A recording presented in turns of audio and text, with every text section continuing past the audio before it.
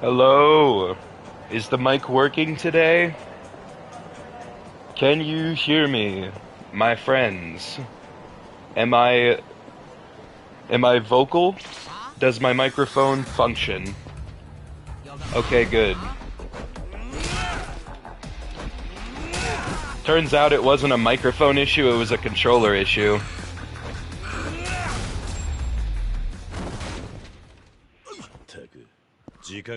Anyways, welcome. Today is the day where we finally vanquish the evil apple. Although I'd say this is going to be easy, but we have a long way to go. I need to remember where I was. Hold on. Need to hide in the alleyway while I search these forsaken lands for this forbidden relic. This trash.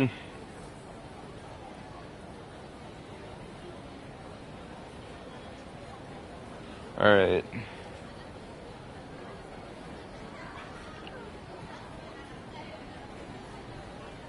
His house burnt down.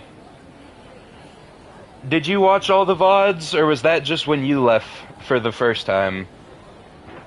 I can't remember. I could just watch my own. I guess we could just start again with June 11th, since I remember we did reach June. But my microphone wasn't working for, like, a lot of it the last time. So, now we're back. Now my microphone is working, so now I can read this trial to us all. June 11th, 2011. Great. Just fucking great. How the hell do I put this in short? Right now I'm at the library, which could very well be the only place in Aberdeen that has a free-to-use computer. It's been 5 full days since I last encountered the figure, and that bastard is some sort of problem because he burnt my house down. Oh yeah. Sing to the tune of Last Friday Night. That is a good clue. Right, okay, we're past this post then.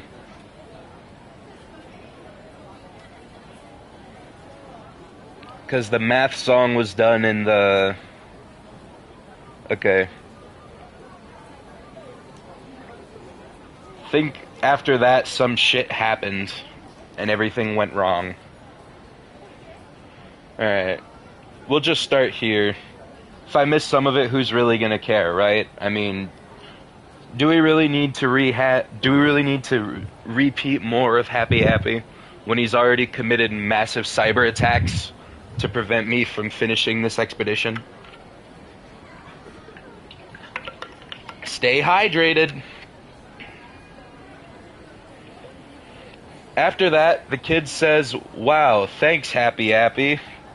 I find it odd that the kids were doing math that was more suitable for older elementary students."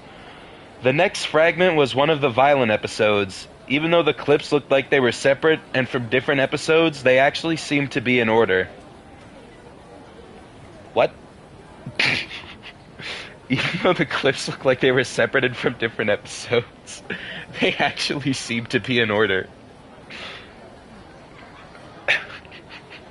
We wouldn't want to piss off the deity. I feel like I'm having a stroke. It started with 3 kids saying that their families were gone. They proceeded to cry so loudly that it was almost painful to see. Happy Happy and 2 other kids enter the shot and tried to calm them down.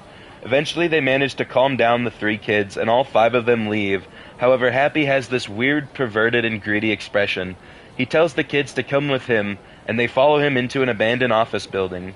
2 minutes later, he leaves the building, dragging several money bags with him. The kids were screaming for help again. You know what? Maybe that's a bit too in poor taste.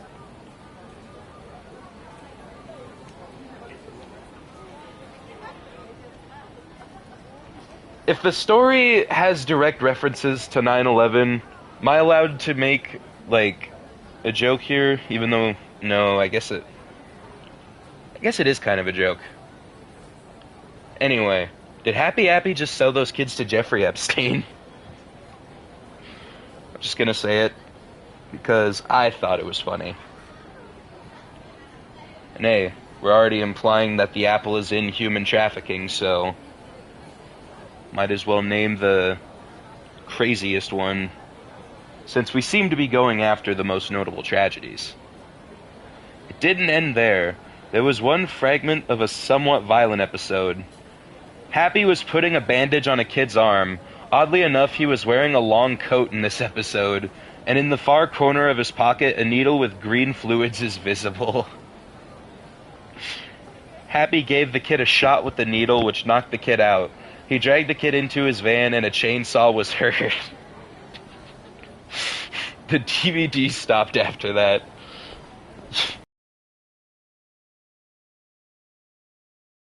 What is this? Yakuza 4 Akiyama long fight? The DVD stopped after that. Oh, you want to know about that encounter with the figure? First, it turns out he was at the library, so I got out of there. However, about Kleiner. Oh, I remember having a crash out about this shit, because Kleiner got introduced out of nowhere. I crashed out about Kleiner, I remember that. Ah, but this is probably when I was reading in silence. So yes, I have to re-crash out over this, because my mic had a malfunction. Made a fuck you, Wookie. Oh, you want to know more about that encounter with that figure? First, it turns out he was at the library, so I got out of there. However, about Kleiner, though what I thought was Harold was actually someone else that looked like him. Yeah, I remember this line now, this fucking piece of shit. Oh, this made me so mad. Let me read this again. However, comma, about Kleiner, comma, though, comma, what I thought was Harold was actually someone else that looked like him, period. What? Secondly, I gave him a nickname. It's Forensic, which is better than calling him the figure. I didn't come up with the name, though. I found a scrap of paper on my desk that said Forensic. Obviously, since I have to call the figure something, I will call him Forensic from now on. When I saw him 17 days ago, he seemed to have fingers with claws. I don't know why there's so many commas, and I don't know who Kleiner or Harold is. They were never mentioned previously.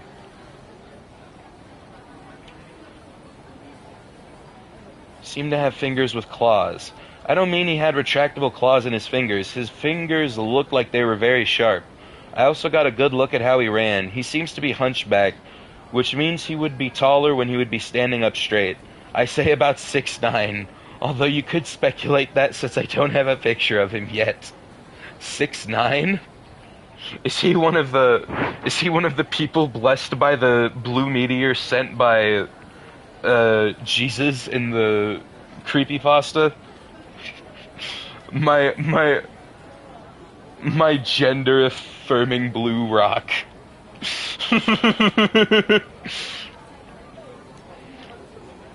July 14th, 2011.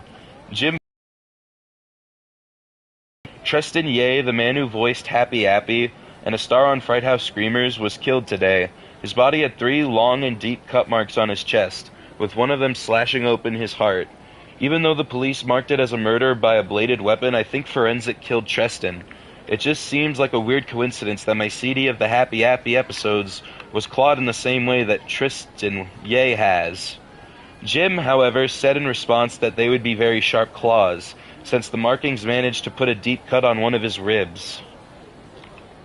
What are we going on about?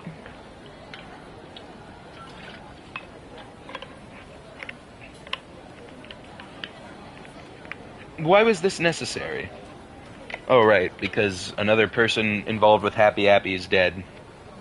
I might need to research Fright House Screamers after I'm done with Happy Appy. It sounds quite interesting. That's your takeaway from this? Okay. We just got 2 short posts. This is the second short post, so this is our brief, temporary respite. July 15th, 2011. Today, Jim Forrester gave me a DVD with 3 new episodes.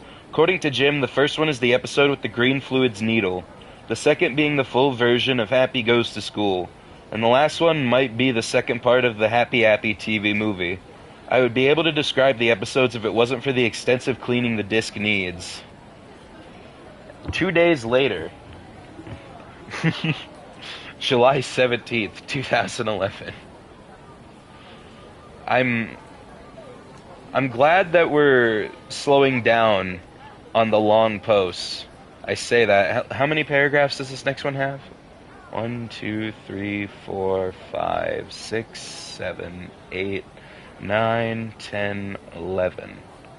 Well, I hope you enjoyed your temporary respite, because we're back to purgatory.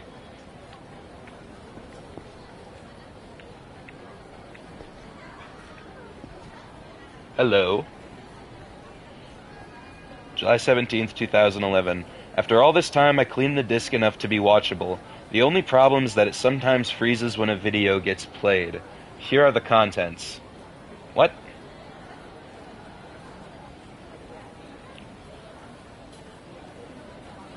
It wouldn't be a DVD issue if it's freezing. If it freezes when a video gets played, it's a player problem, not a disc problem. The first episode started out with the scene with the green fluids needle. After Happy kills the kid, he drives to a crashed plane where the scene with the money bags happened.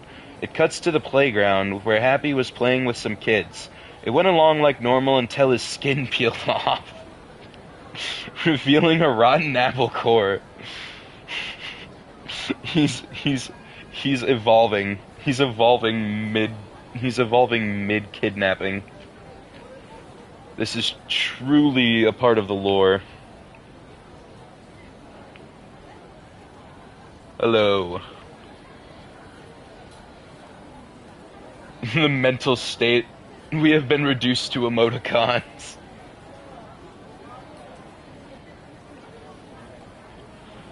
It was like an orange peeler. Bro is molting. Digivolving. It was like an orange peeler was being used on him. The skin landed on a boy's head. Oh wait, the Happy Happy hat. Holy shit, I am so lost right now. Where are we?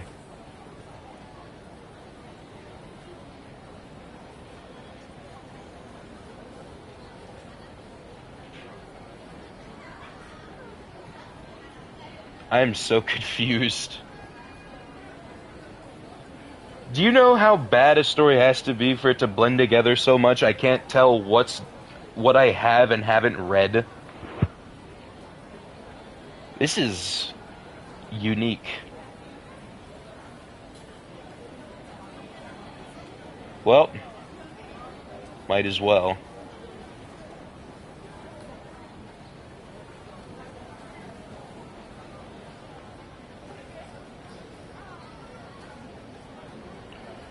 It's been almost since I watched part 2 of the Happy Happy TV movie.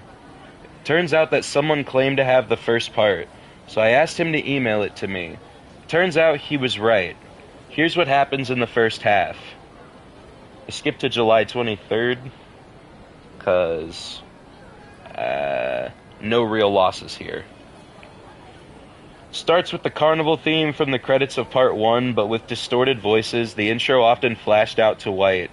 After when the original intro would play, it went straight to Happy on a medical bed dying from an unknown disease. Awesome. This is the best news I've heard so far. With children at his side, Happy said in a loud voice, "They're coming to take me away," and it cuts to one of the younger children. He was trying to fake crying over Happy's death, but the single tear that came from the child was in claymation. That must have been an excruciating process. Live action, stop motion, claymation. Imagine having to, like, step back, take a picture, slightly move the claymation tear down a little bit more, step back, take another picture. God, just for one scene? That's crazy. That point, just pepper spray the kid so he starts crying.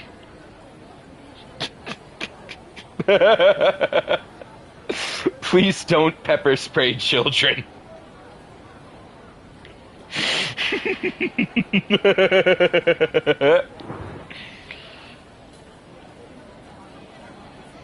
It played a solemn piano tune after another kid with a high-pitched voice said, "They're coming to take me away." Keep the face expression the same.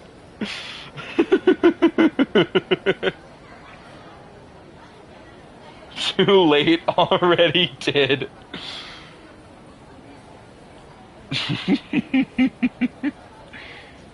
You pepper sprayed a child to make them cry over Happy Happy? Are you secretly a Happy Applite? Are you working with the devil? It showed Happy Happy coughing up blood, and a few seconds later his bed wheeled itself into a surgery room. What followed was an hour of non-stop... was an hour of stop-motion surgery. Jesus. It was so horrifying, but yet so compelling. How did the episode creator create a decent surgery scene with puppets? Puppets and stop motion? God damn. Do you know how many micro movements you would have to make with your hands to make, like, a puppet stop motion? That's like the point of a puppet.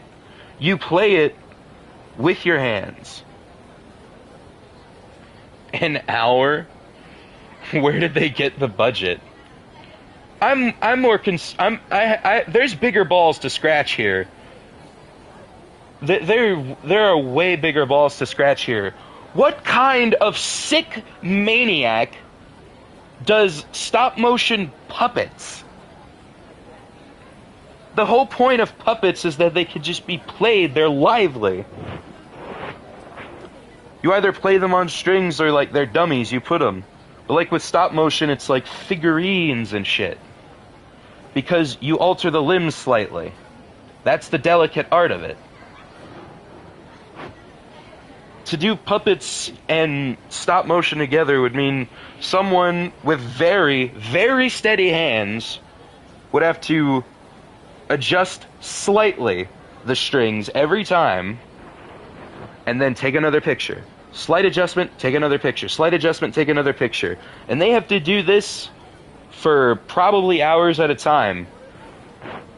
Because if they move from the position, it'll probably be near Happy Happy being a clay puppet on a stick. It's a puppet on a stick. Sorry I'm late, I was in the shower. What did I miss? You didn't miss much, but I'm currently having a breakdown over the fact that some madman in the Happy Happy universe did stop-motion puppets. That's more that's more disturbing than all the dead children. That would be like counting individual grains of sand on the fucking California beach. And 2 people would have to be signed up for this. Unless in a perfect world you have a camera that automatically takes shots in succession and you could perfectly micro adjust. And still, oh my god. Maybe this is the real reason Happy is murdering children. The fucking madman needs some form of stress relief after spending hours being steady hand as shit. Low budget? How much fucking film were they using? This show was filmed in the 90s. Oh my god. I'm going insane. Oh, wow. That is an iconic crash out. Universal.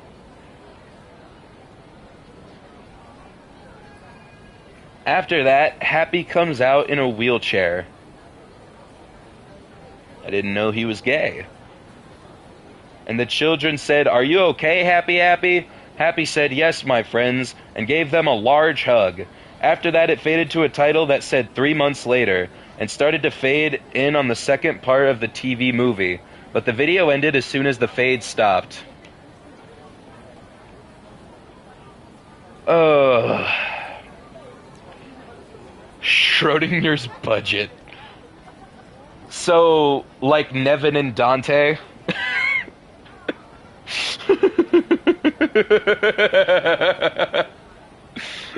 Summon the writing budget when it matters. July 24th, 2011.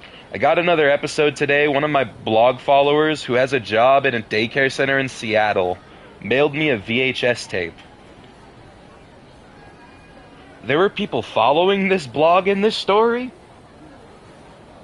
There has to be people... No, that was Schrodinger's penis.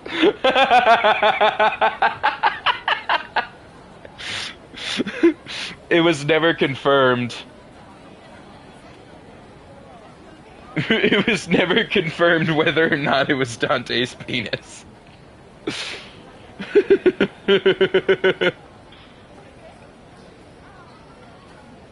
The tape had a white label that said, written with a blue Sharpie, "Happy Appy is the hospital doctor." He found the tape because a kid brought it with him for whatever reason and started crying when he saw the contents. The tape began with a few minutes of static and then played the famous intro, but with new lyrics that didn't match the tune too well.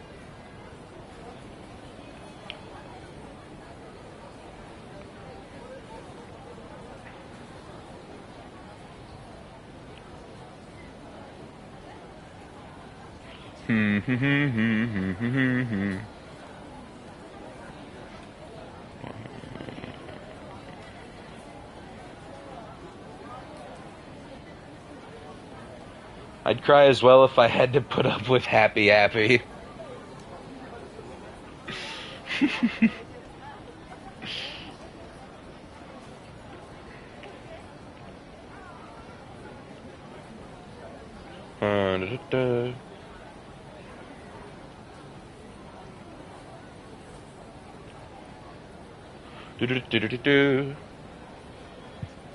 Oh, please tell me I didn't. No.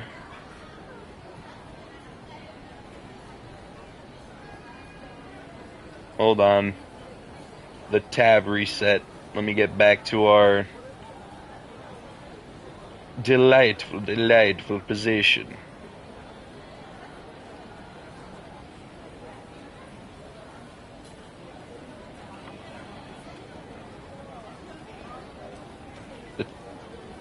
Happy Appy helps those kids. Happy App, Happy App, Happy Appy, Appy, Appy, Happy Appy, Appy. My mental state is deteriorating, deteriorating, deteriorating. I can play Mary Had a Little Lamb on the recorder. It went to a POV shot of Happy Appy running through a hospital for 2.5 minutes with a choir singing Amazing Grace. Hey, Apple. What? Amazing grace, how sweet the sound. Since I knew what Amazing Grace was about, in parentheses, because of choir experience, I was prepared for anything related to death. Never sing again. You're about to make me sing the entire Super Earth National Anthem out of pure spite for your statement. It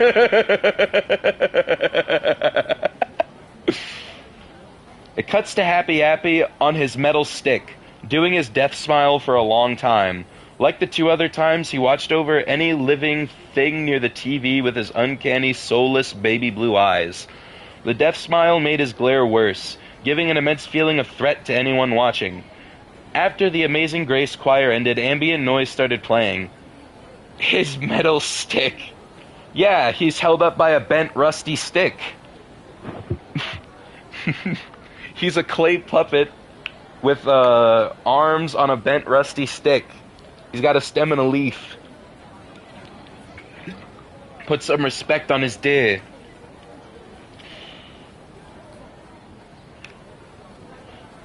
After the Amazing Grace choir ended, ambient noise started playing. It kept growing louder and louder, and very slowly zoomed in on Happy.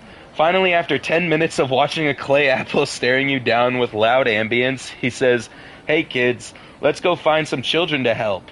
He runs up to some body bags holding bodies. While a nurse is zipping one up, Happy walks up to the nurse and says, "I won't be putting anything on his dick, thank you very much."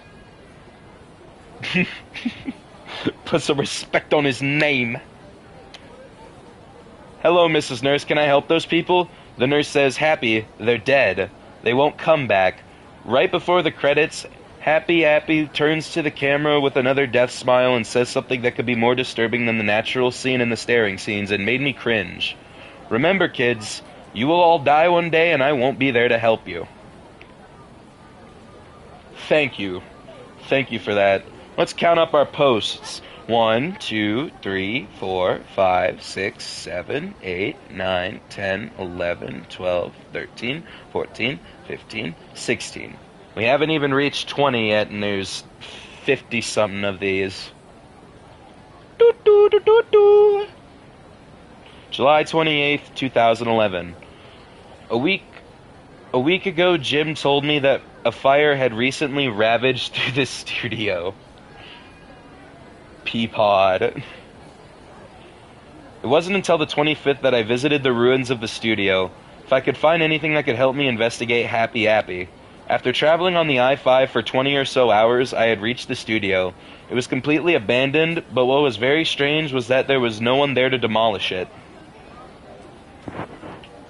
It's not really uncommon for some properties like that to just not be demolished.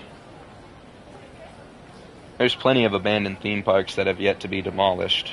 It's not uncommon. After grabbing a flashlight and turning it on, I proceeded to sneak inside. When I got into what remained of the lobby, I saw 2 rooms that weren't overly burnt or crushed by debris. A sound set and a storage room. The storage room had a lock on it, so I went into the sound set first. It was massive, around the size of half a football field. Despite the sound set being large, the only things there were some remains of green screen stages and a burnt studio camera. For some reason, parts of the remaining cloth on the stages had what looked like bloodstains on it. While I was walking through the sound set, I heard male laughter and the movement of a lanky figure near the back. You heard the movement of a lanky figure. Okay. I got the hell out of the sound set and blocked the door with a burnt desk. After that close encounter, I went over to the storage room and broke the rusted lock off of the door. After I had opened the door, the room turned out to be a vault of props that were used in the show. There was a mostly intact shelf. This sucks. Yes. Yes, it does. On the right of the room, which held some reels of tape. After stealing them, I found a safe which had been partially melted into the floor after some force. I managed to rip it off the floorboards and haul it to the car. After going into the storage room a 3rd time, I heard what sounded like wood burning, so I checked the sound set to see what was going on. The entire back wall had been lit ablaze by some vandal. I quickly checked the storage room for any more artifacts, which it didn't have any, and ran out of the building before the entirety of it started to burn up. I'm not even going to acknowledge the narrator just tearing a metal safe off the ground and hauling it to his car. We're just gonna move past that. I seriously wonder who the hell had done this. Is Forensics so dedicated to kill me that he would set an entire TV studio on fire to do so? Was it even him at all? August 1st, 2011. After dealing with some personal things, I got around to breaking the lock on the safe. The contents were one thing, and that was Happy's puppet doing the death smile. Even though I really don't want to own him, I'll keep the puppet in case it helps me find out more about the show's history. The tapes weren't anything special. They were just Happy's earlier episodes and higher quality than the DVDs. August 2nd, 2011. On a closer examination, though, the Happy puppet has a few anomalies. First off, the right hand was quite obviously reattached, which could suggest that someone accidentally ripped Happy's hand while trying to get him to hold.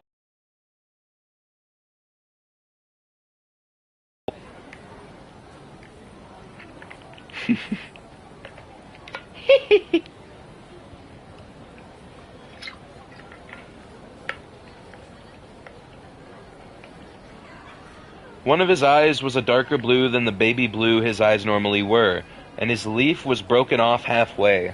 Finally, there was writing on the back of the puppet's head, but some of it had been smudged. Property of Nickelodeon Studios, owned by blank. It also turns out that the tapes were like the Happy Happy puppet, different from what I had thought. For Happy's vacation and Hurt Happy, the scenes with missing frames had those frames back. However, what was more interesting was that the Hope poster that was in Happy's van was missing from the tapes. I guess that these tapes were actually in work print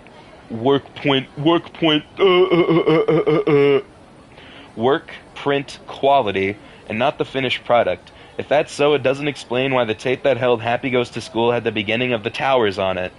I can only guess that The Towers was originally a normal episode in production, but some asshole edited it and ended up canceling the series. Should have canceled the series sooner.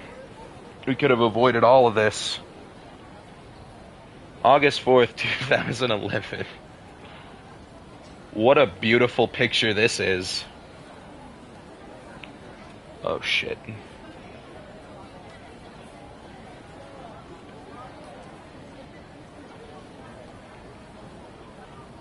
Oh right, the towers. Let's just be grateful Happy had nothing to do with it. At least as far as we currently know.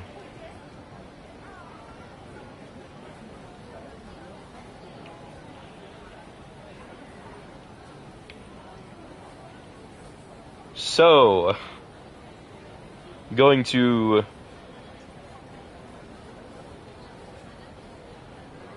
do we think this is human?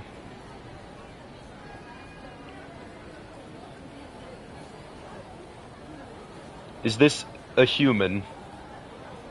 Do we think?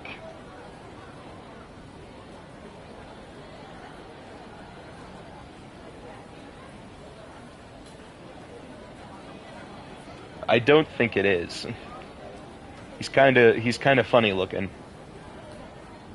When I was getting the mail at night, I managed to find Forensic looking at me from the garage. This time, however, I finally took a picture of him. It's Forensic. It's Forensic F Forensic.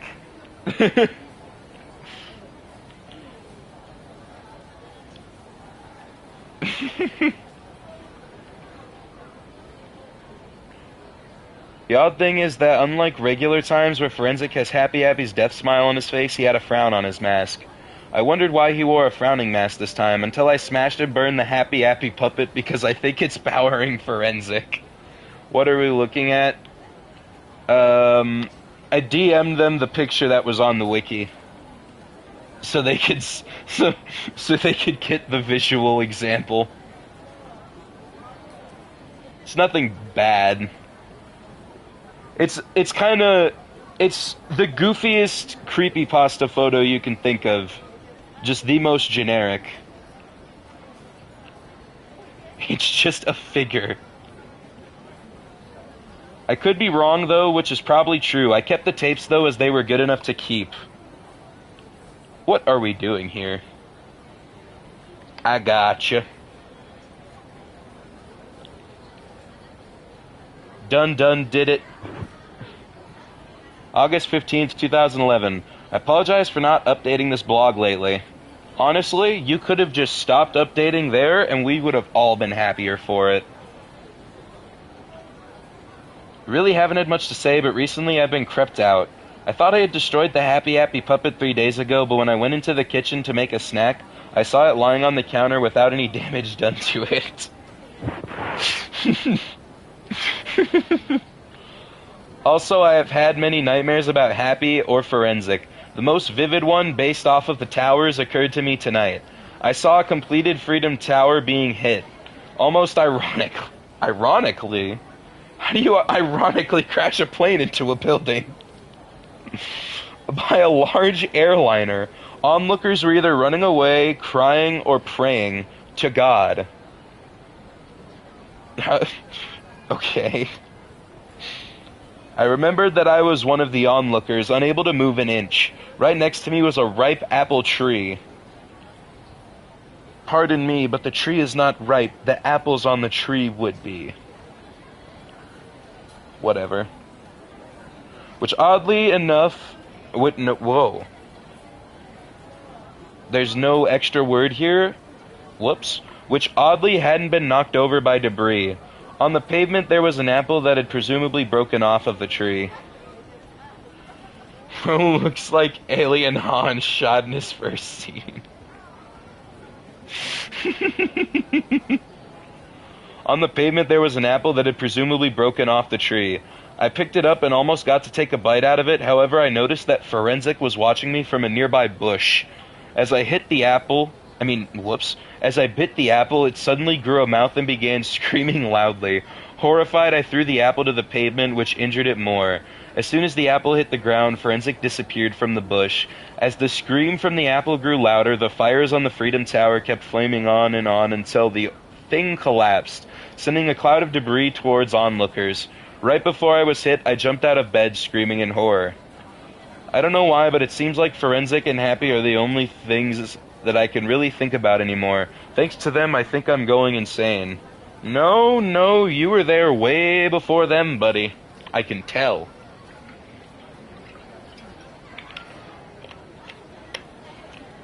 First off, I can't see fruits without thinking about Happy in any way. Thankfully, though, I don't think about Happy when I see a vegetable, unless I find an episode involving a vegetable Clay Puffet.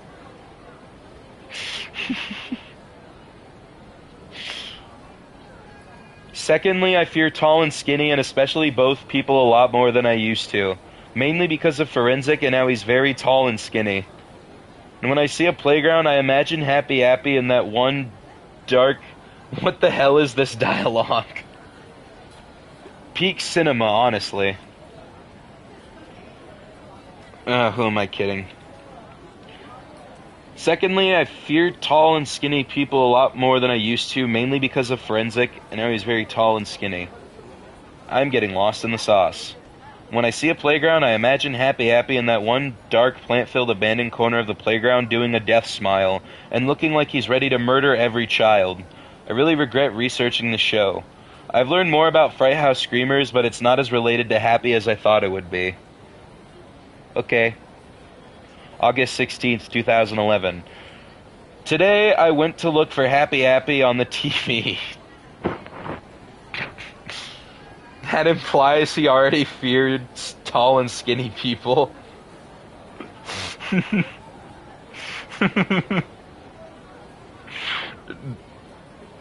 Does that... What does this mean? Tall and... Maybe he likes tall and muscular instead. He doesn't like tall and skinny. It doesn't fit his worldview. It's not what his gender-affirming Blue Rock told him.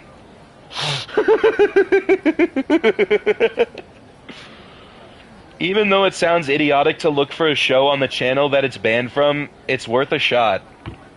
I appreciate your optimism.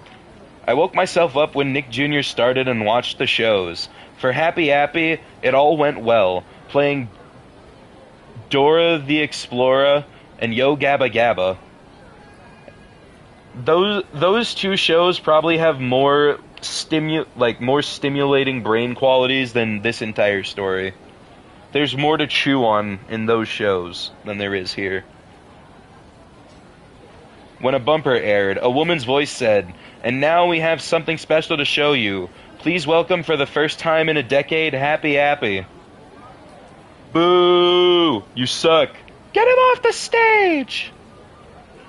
I was excited for that I would most likely see a new episode. Unfortunately, it was the school episode again.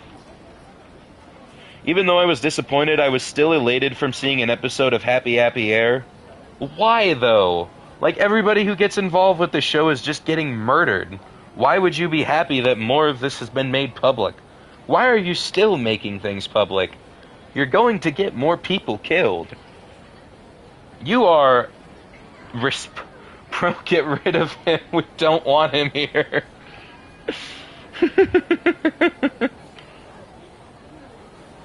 At that point, I had a major question. Why did the episode air? Did a new employee mistakenly air the episode without knowing the history of Happy Happy? We don't like his kind here. Yes, this is a pleasant pomegranate household.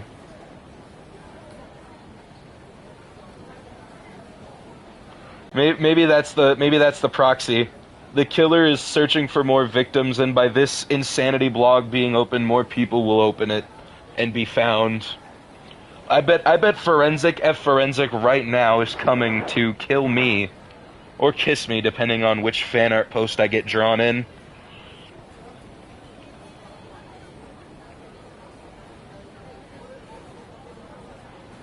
Or did someone else deliberately air them? If someone did air them deliberately, why did they? Was it Retro Day at Nick Jr. and they allowed a showing of Happy Happy just for once? Or did someone know about my research blog and to help they aired an episode? Second post. But this isn't a separate post, this is just the second post of the August 16th post.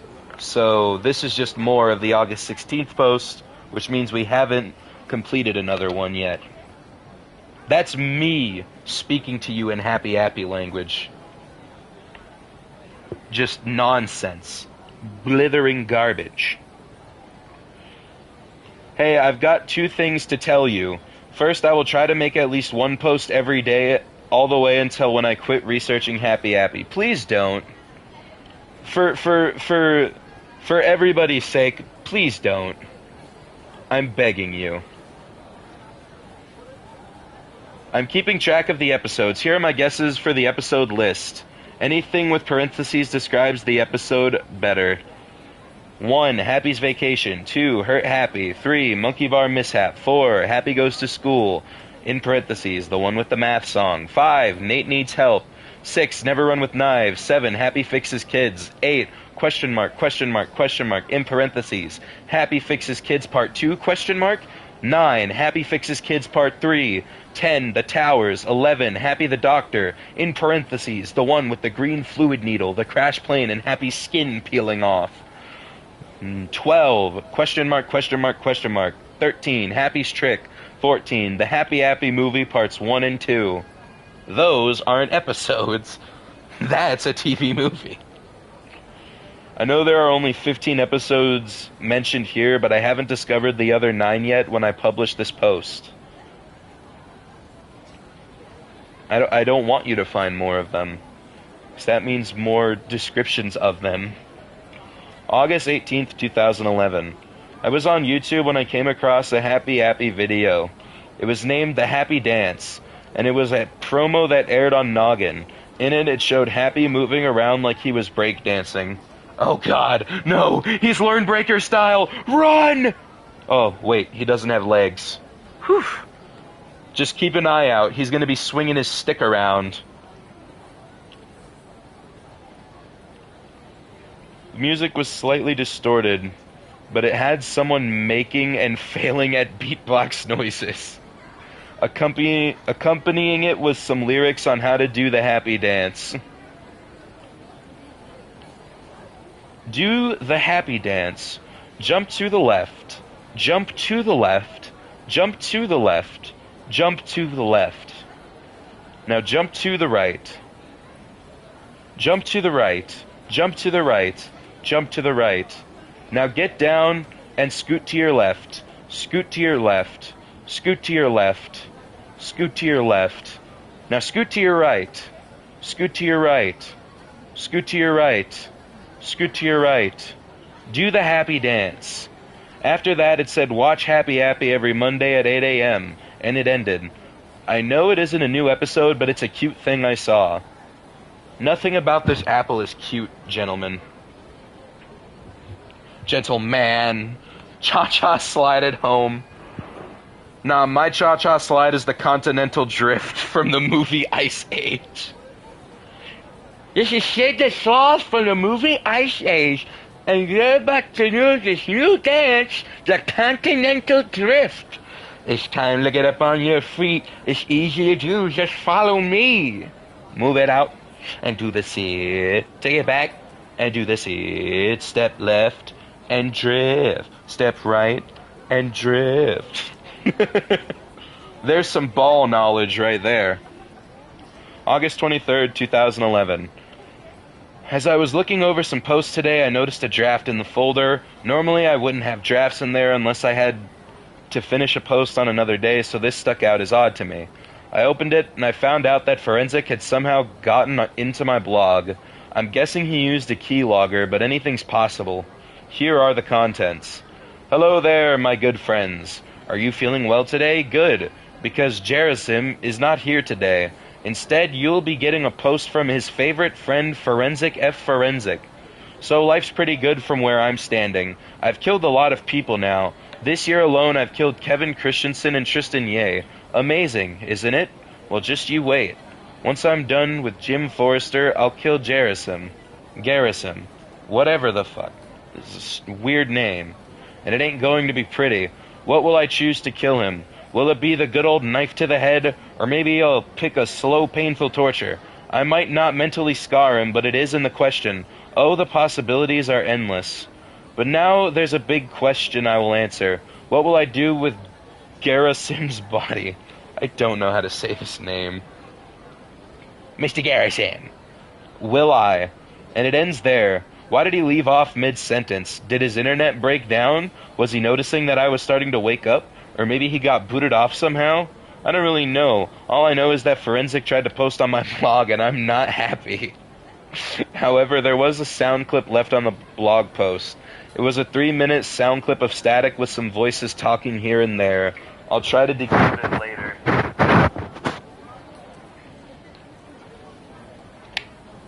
The next post is completely unrelated to what we just talked about. August 24th, 2011. Today, the same person who uploaded the Kevin Christensen interview on YouTube added a new interview. This time it was Jim Forrester being interviewed. He worked on some of the scripts for Happy Appy, including Nate Needs Help. Interviewer. So, were you one of the scriptwriters for Happy Appy? JF. Unfortunately, yes. Interviewer. Do you know what happened to Happy Appy? JF. Well, we actually managed to pull off a third of the first season just fine without any complaints whatsoever.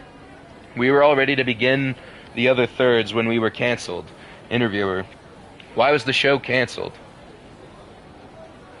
JF. An accident happened. Interviewer. Wait, an accident? What kind of show could cause the show's cancellation? What kind of accident could cause the show's cancellation? Why am I losing myself in this music, the moment? JF. During a break we did to get the employees some resting time, we made a joke episode for fun. The episode in question had 2 smoldering towers which were on fire.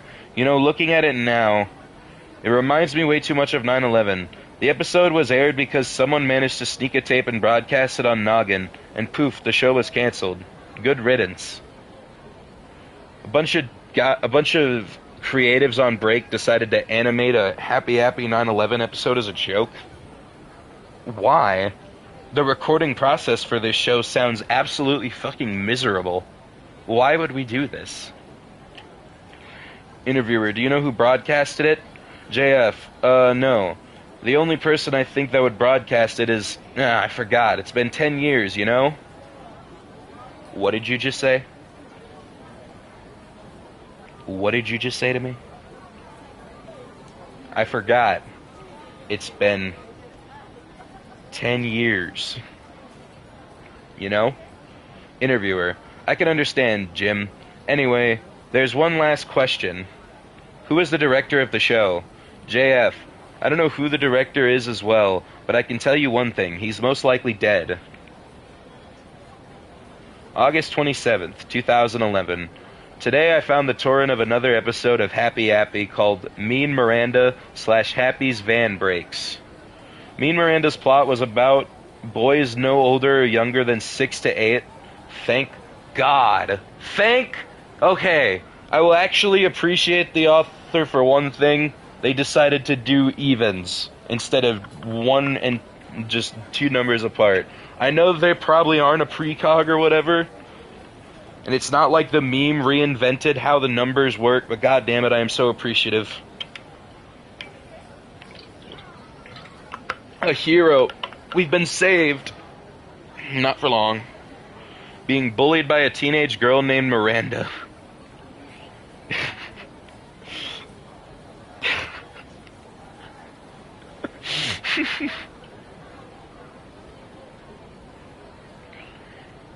Happy gives the kids bandages and advice to help them.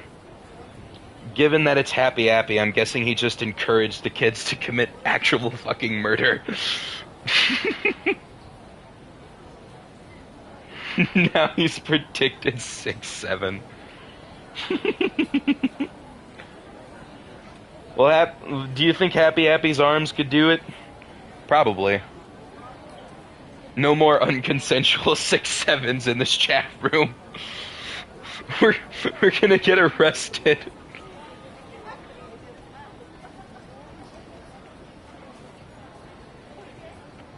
He kept getting progressively angrier when the episode goes on, starting from being slightly irritated to being extremely pissed off.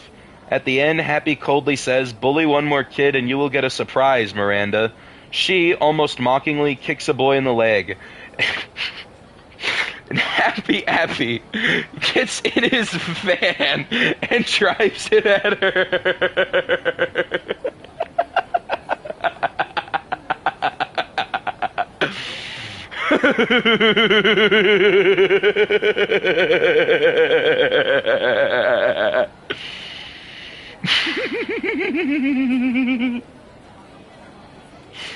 Oh, I needed that. I needed that.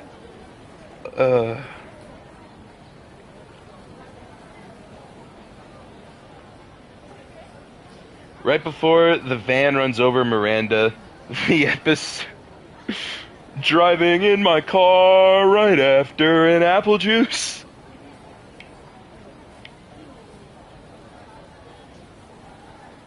With promos for Franklin and Blue's Clues. He goes... Whoa, I skipped an entire paragraph. We can't do that now. Happy's van... I just hit you with the Sneakers O'Toole, but every word sends it back to the start. Happy's van breaks starts with Happy's van break starts with the intro and immediately goes into the episode. Happy is putting a bandage on a kid's bruise when he notices that his van's engine is billowing smoke. He runs to it and notices that a part of the van's engine broke. Happy steals a mechanic's toolbox and gets to work on the engine. When Happy works on the engine, a kid kicks a soccer ball and it accidentally bounces off Happy's head. Angered, he gets a wrench, runs off screen, and beats the kid to death with it.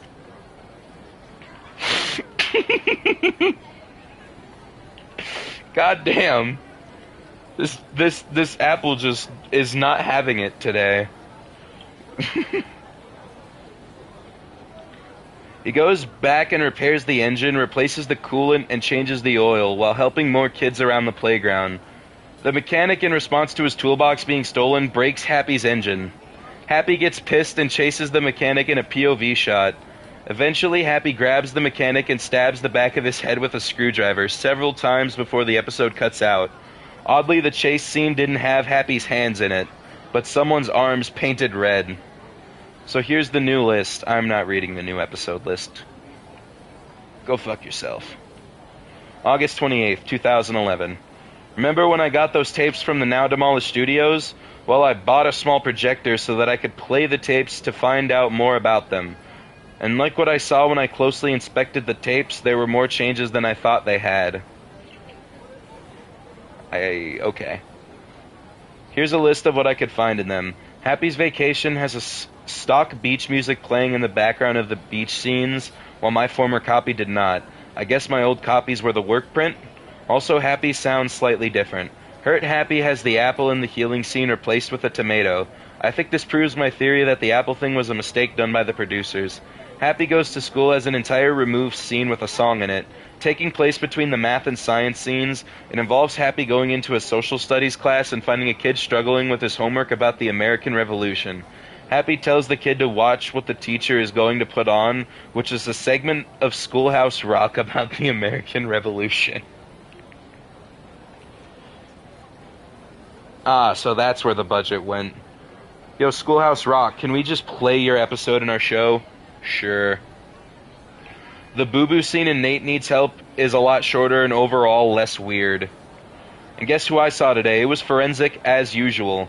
Unlike most times, I got a good look at part of his face. Well, to put it shortly, he might be human. Might be. I can't let the fatigue set in this early. We're nowhere near done yet. September 2nd, 2011. I found while searching torrents for Happy Appy an intact version of Happy Appy's movie, the Happy Appy movie's bonus features. Visually, it wasn't good. It was just a simple menu with a white background. There was one bonus feature, creating a Happy Appy episode. Please do not tell me how to create a Happy Appy episode. That sounds terrible. I downloaded and watched it. It was around 30 minutes long, and like the title says, showed the making of new episodes, which wasn't released, called Happy Meets the Roo Bears, where Happy Appy is in a crossover with Aphex Twin. According to a worker, the episode would have been somewhere in Season 2. What?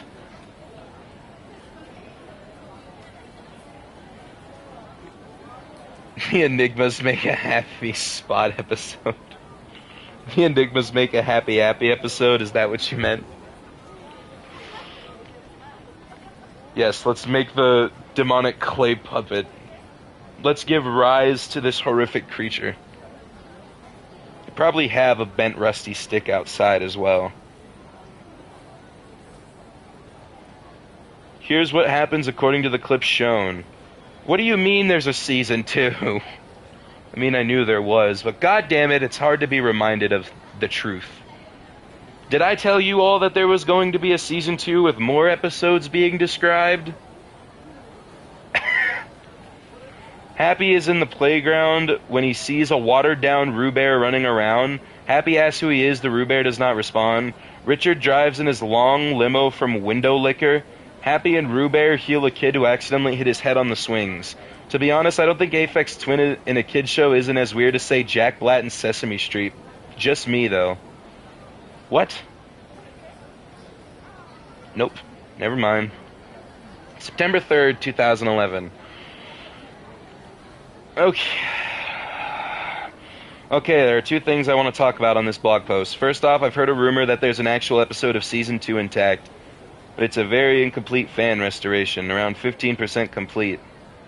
I'm just going to say this now, but why would this show have fans? I can understand liking the more appropriate episodes, but anyway, the rumor states that it was the very first episode of Season 2 called Camp Ah. In it, it starts with the intro as always, but with some differences. First off, Happy didn't dance in the intro, but starred the new main characters sort of like the CSI intro. Don't you fucking dare drag CSI intro through the... Holy shit, more fanfics? No, Zippy, you poor sweet summer child. We are still on our expedition against Happy Appy. Pull up a chair. As for the main characters, they are Happy himself, a man in a ski mask called Napoleon, and a little boy named Danny. I have a weird feeling that Napoleon could actually be Forensic in a different outfit. After that, it cuts to the scene where Happy Appy is in his van, but there are two girls in the passenger seats. The girls are only clay apple heads on sticks. Watching CSI instead of this bullshit. I'm cooking right now, I'll be there in 20 minutes.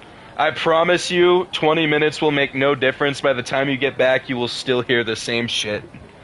It never ends.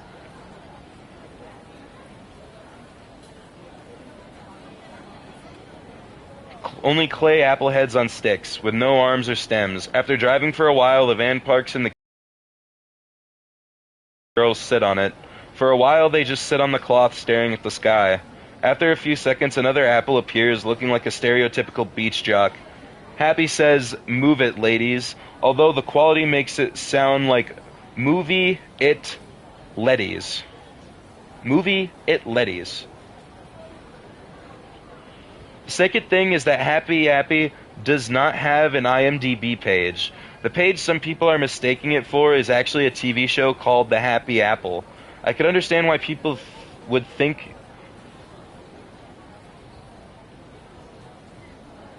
How has Ichiban not thought that perchance Chitose was lying out her ass about being a maid and was in fact just a thief when Akane was gone? You do realize who you're asking this question about. You're asking why Ichiban is trusting someone. It's like asking why people die when their skulls get crushed with a rock. Okay, never mind. Tomizama just said what I was thinking. You know what? Fair. Ichiban is still willing to trust her after getting roofied. He doesn't care. He probably forgives all those girls that just beat the shit out of him because they think he's cheating in that one-side relationship.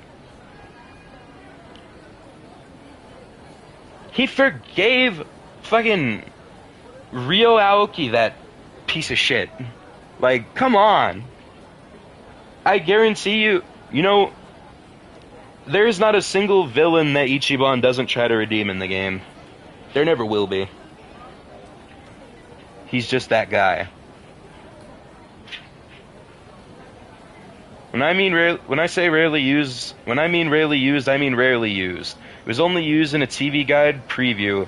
But about the Happy Apple, it's from the 1980s. How can you confuse a TV show from the 80s about an insurance company with a noggin TV show from the 1990s that has imagery of 9/11? Because one of them is lost media that isn't found online? I don't fucking know. Don't ask me. And just don't get me started on Appaloosa horses. Just don't.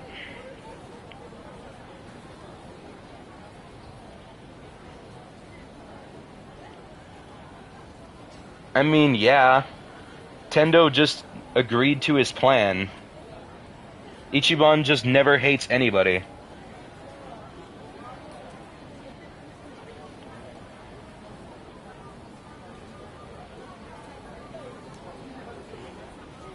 September 4th, 2011. I finished decoding the sound clip and well, when I began to decode it, I just heard static with some odd noises here and there. I tried reversing it, changing the pitch, slowing the speed, and adding volume with some successful results.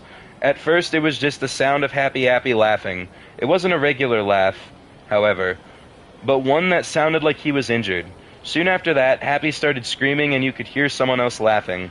Like Happy, it sounded like the person that had begun to laugh was also injured. I guess it's a child struggling against a murderous Happy Appy, but it could be damn near anybody. I like to imagine that at some point in this Happy Appy verse, there's going to be this Conquest versus Invincible style fight between Happy Appy and just one of the children who's magically developed superpowers.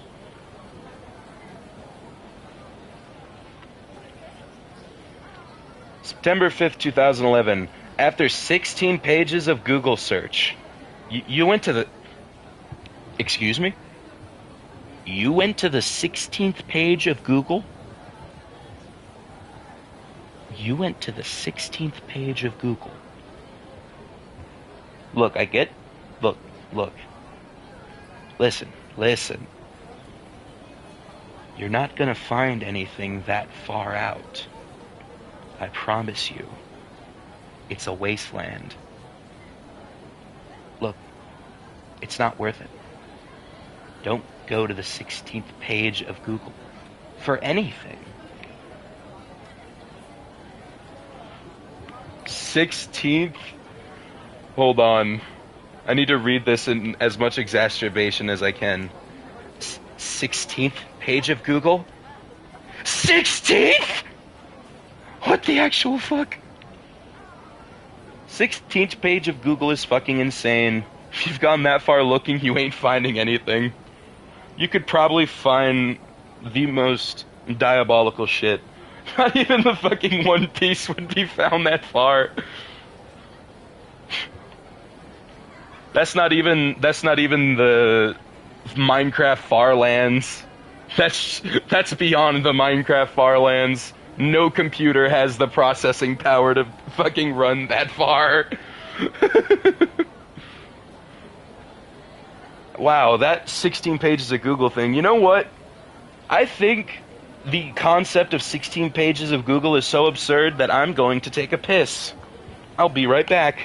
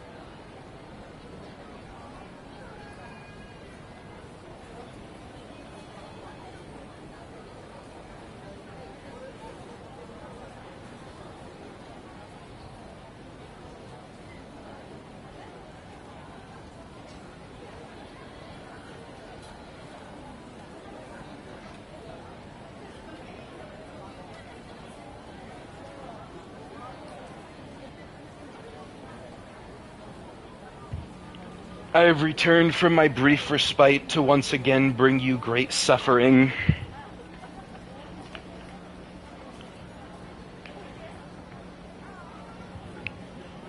I found someone who said that they were a member of the staff who made Happy Appy. Ah, the 16th page of Google, the most reliable source of information. Honestly, 16th page of Google, do we think it's more reliable than Google AI? Which, if you had to choose between the 16th page of Google and Google AI Overview as your trusted sources, which evil would you pick? You don't get a good option here. You just get to pick between the two evils. This is a genuine discussion. What about the 17th page? What are you even talking about? It's like asking between eating dog shit and eating cat shit. So I got their address so I could meet them in person. You got the address of some random person off the 16th page of Google and have decided to go meet up with them. Look, if you want to get murdered by a serial killer, just ask. I'm sure someone will do it. God damn. So I could meet them in person. It took a long time because the directions they gave me required me to go through a lonely dirt road. Look, the second you take me off back roads to meet a stranger, I'm fucking leaving. Like, if you need the 17th page of Google, just give up on the problem entirely. Not even a deleted Reddit user from over a decade ago can help with whatever you have.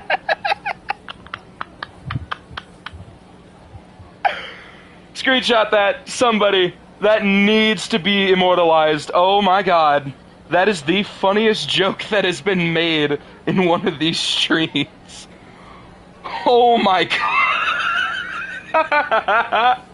Holy shit, what a banger. What a fucking banger. That is so true. Oh wow. And I thought that I would get my shoes dirty. That's what you're concerned about? Oh my goodness gracious. Newborn babies have more survival instincts than this narrator. Babies know instinctually how to float, to be buoyant, and hold their breath for a long time, just in case the village idiots weren't paying attention as their child lumbered into the lake. Evolutionally speaking, that's crazy. They don't even have object permanence, yet they have better ability to detect threats. Hey, can't be too cautious, can I? If you had any form of caution whatsoever, you wouldn't be meeting up with somebody off the beaten path that you found on the 17th page of Google. There are probably, like, you could probably find more legitimate free sexual hookup offers on Craigslist than this shit. You will have more success just going to an unmonitored glory hole if you're looking to be, like, safe. That would be a less just risk to your health than this is. Because at least there you know what you're getting into. Well, anyway, I was at an angle where I could see the person who was standing near his house. I was right about to yell out to them, but I got a closer look and freaked out. It was forensic. Duh! Fucking 17th page of Google. Who thought this shit was gonna go well? Fucking sick.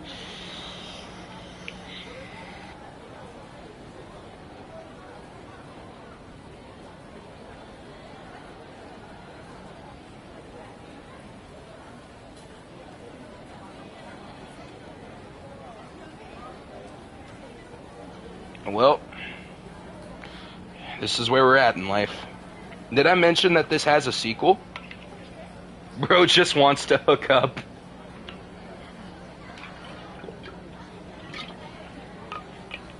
That is actually a part of the Grinder lore. I never screenshotted those ones because forensic smut. Bad idea, but maybe. What was I saying? Fuck, I got off track.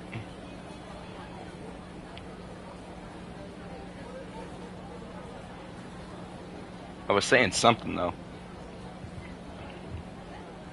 Oh, right, the Grinder lore. So, one of the things I didn't screenshot, but did happen, beside from the obvious of, unsolicited pictures of people's penises, because, that happens, you can't stop that, fact of the internet.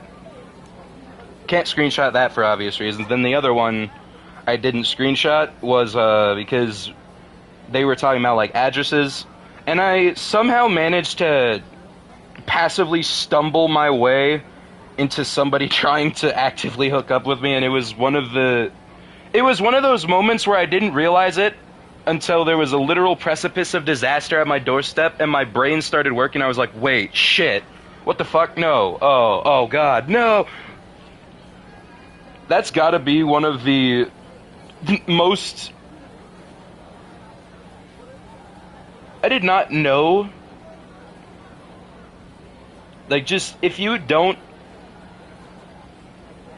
speak kind of playfully, some people just push past it. It's kind of scary. Why don't these people have any playfulness? Straight into trying to do the nasty.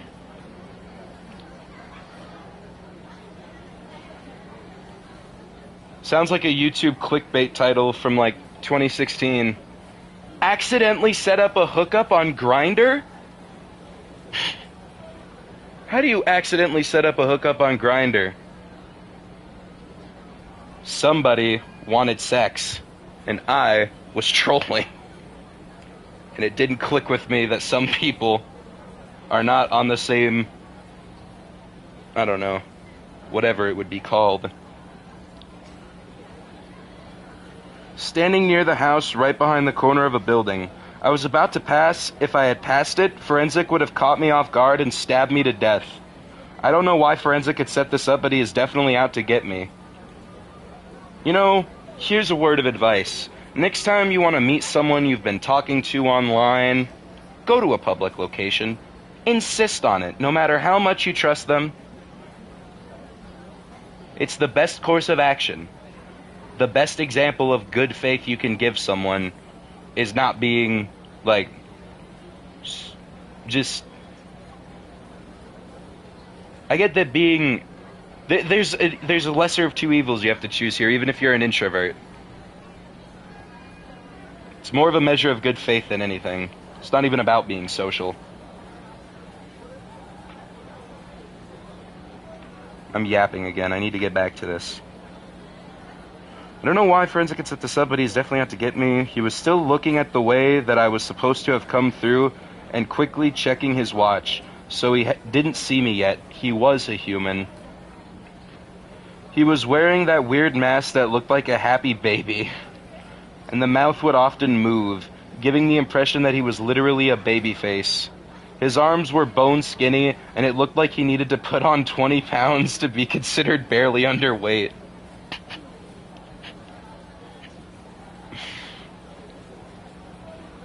Anorexia is very serious, just as serious as overeating.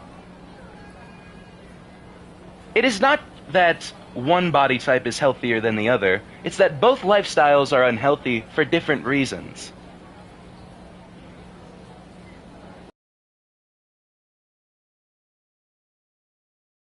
To say that Happy Happy was not the intended way to experience the cutscene. Shit, my stream crashed, didn't it? Or are we back? Did the stream die?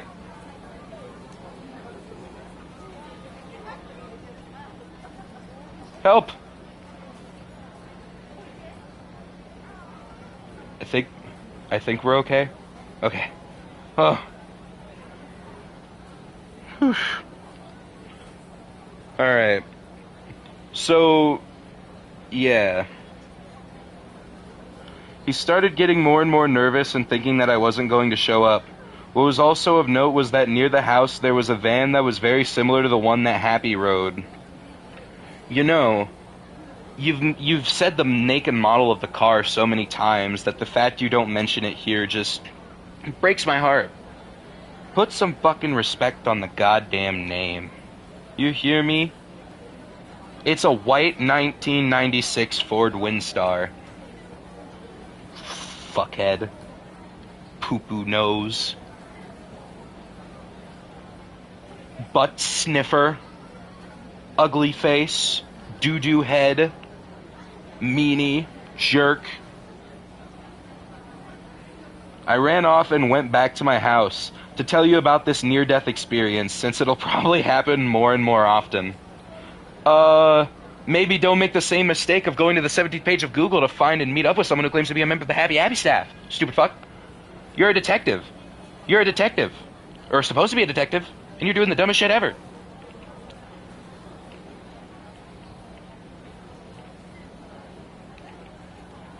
Don't try to write realistic fiction if you don't understand how the real world works. In 4th grade, I was writing stories about my dog anthropomorphized fighting a goddamn space war that was basically, let's mix Halo with the robots from Black Ops 2 Origins. That's basically what it was.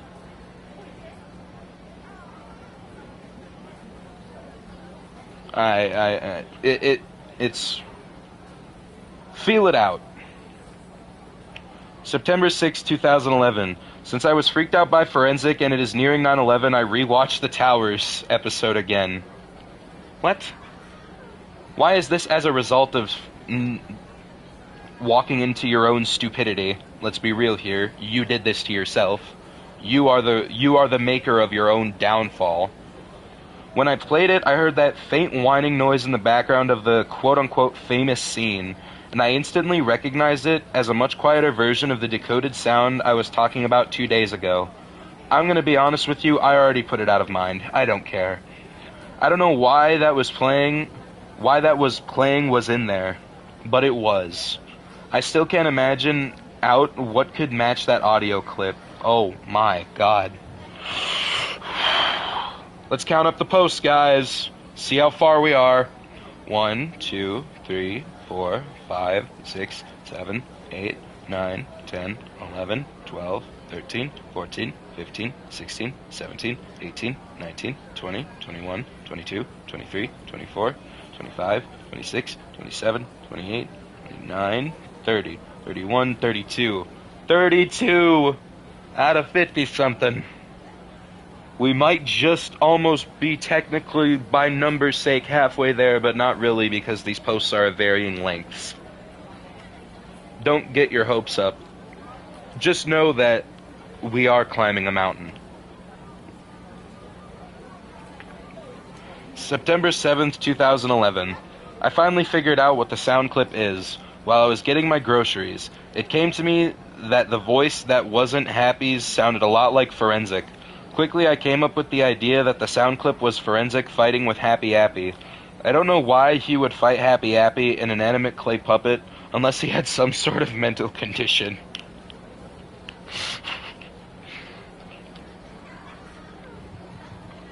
I don't know if you really need a mental condition to personify something and yell at it. Sometimes it's very gratifying. While I was on my way home, I saw a police car with its lights on and sirens blaring, so I followed it. When the police car stopped, I saw the cops leave the car quickly and run after a thin figure which had dropped a gun and something red. It was none other than the Happy Appy puppet with some dirt on it. I could have sworn that I saw Happy's mouth moving, but I was so freaked out that I wasn't sure if Happy's mouth was moving or not.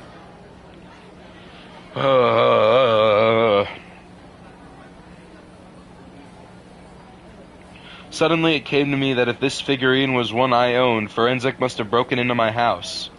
Before the police came back, I got into my car and went back home. Thankfully, it was unscathed, but one of the front windows was open. Once I got in, I shut the window and looked for the Happy Happy puppet, which I had put in the living room. However, it was nowhere to be found. After I write this blog post, go to bed. I'm buying a nice knife as soon as I can.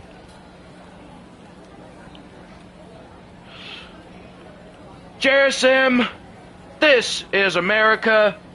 Go buy a goddamn gun.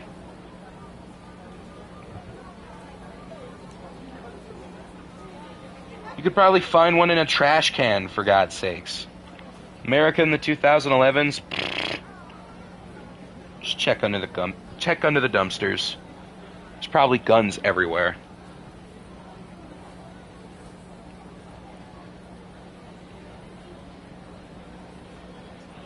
September 9th, 2011. I'm not sure how, but maybe the audio of Forensic and Happy was planned to be used in a future episode of Happy Happy, and got mixed up while they were putting the sound and music in.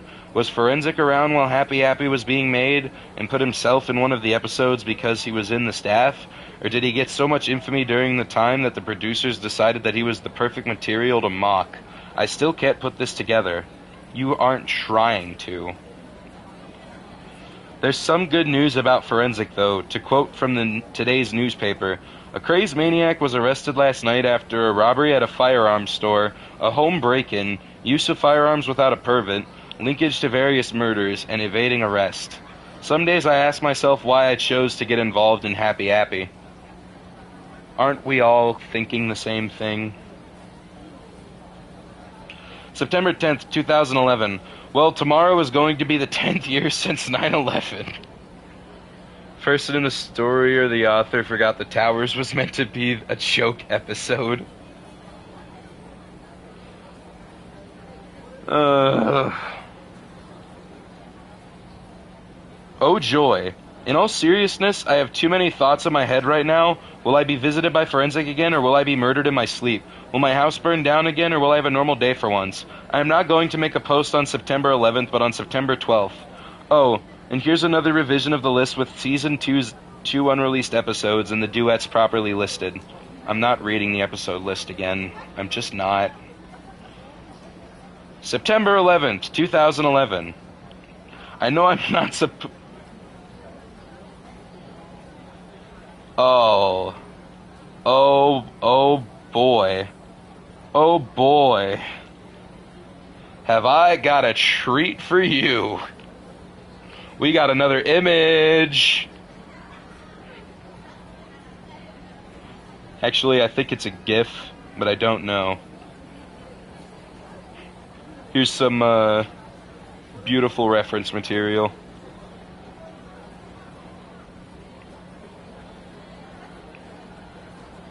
I know I'm not supposed to make a post on September 11th, but I really had to get this post out. Last night a certain someone went on my computer today. Whatever. Luckily, the only thing that Forensic did was add 3 photos, a notepad file, and a badly distorted sound clip. The images and notepad file were made today during 2:20 to 2:30 a.m., while the sound clip was created on July 14th of this year. All the images were made using Paint, and had the file name Image 1 to Image 3, and all were badly drawn, considering that Forensic wears a gas mask and has long skinny fingers not fit to use my mouse. I knew they wouldn't be in good quality. The first image was Happy Happy smiling on a dark red background with a knife in one hand and words that say, "That's natural children."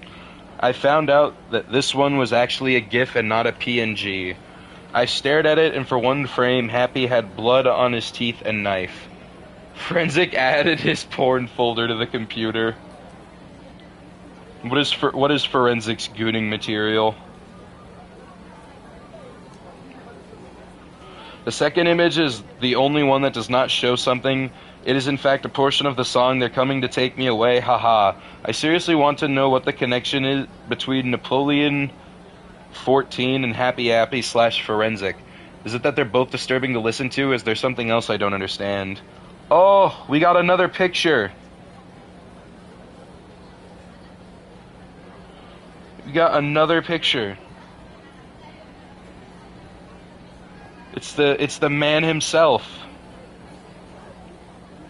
This is some diabolical PFP material right here. The last image is more notable than the rest. It was forensics standing behind a black background, which is "I'll find you" in red. The reason the photo is the most noticeable is that it shows forensics' long, pale neck, gray clothes, and his unusual gas mask. It's actually more high quality than the other photo. He looks like Hugo Strange. Yeah, Hugo Strange if he was into really fucked up BDSM. It's actually more high quality than the other photo I took of him. Even though the picture's quite bland, however, it doesn't show his filters, which is odd. The notepad file contained another gibberish string. I'm not translating this code. Why do I keep seeing these gibberish strings? Are they a secret code of some sort that Forensic wants me to correct? Forensic is probably into some redacting.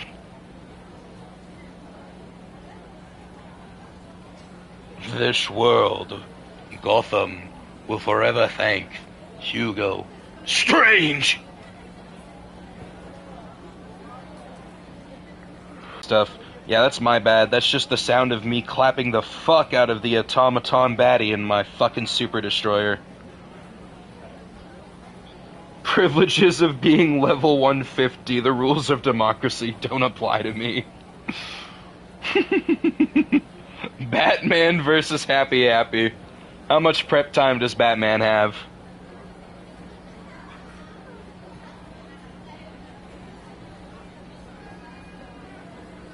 Heard a person walking, kicking over an empty tin can. After this, I heard a voice that sounded like someone beginning to say stop, before it goes to static for the rest of the clip. My best guess of what this sound clip could be is Forensic killing someone, but looking at the date the file was made, which was on 12th of July, could this sound file be related to Tristan Ye? I somehow doubt it, to be honest. Enough to read all 56 entries. Happy Happy gets captured by Forensic and gets sent into Happy Happy City. I wonder if that's how unhinged this sequel gets. September 12th, 2011. Today was one of the worst days I have ever had, but at the same time it was also one of the best. It all started when I was coming home after getting late-night groceries on September 11th when I noticed Forensic was crossing the road to my house. Knowing he would try to burn down my house again or steal something, I sped up and had the car ram him at full force. I heard a couple of grabbed a flashlight and got out of my car, and to my surprise, I couldn't find Forensic, although he made a trail of blood which pointed to where he went, so I followed the blood. The trail led me to the nearby forest a couple of miles out of town. I had doubts about this. Forensic had run off into the woods and is probably ready to attack me if I go too deep into it. I put those thoughts aside since I knew I had to kill Forensic in one way or another, so I got my knife from the car and went into the forest.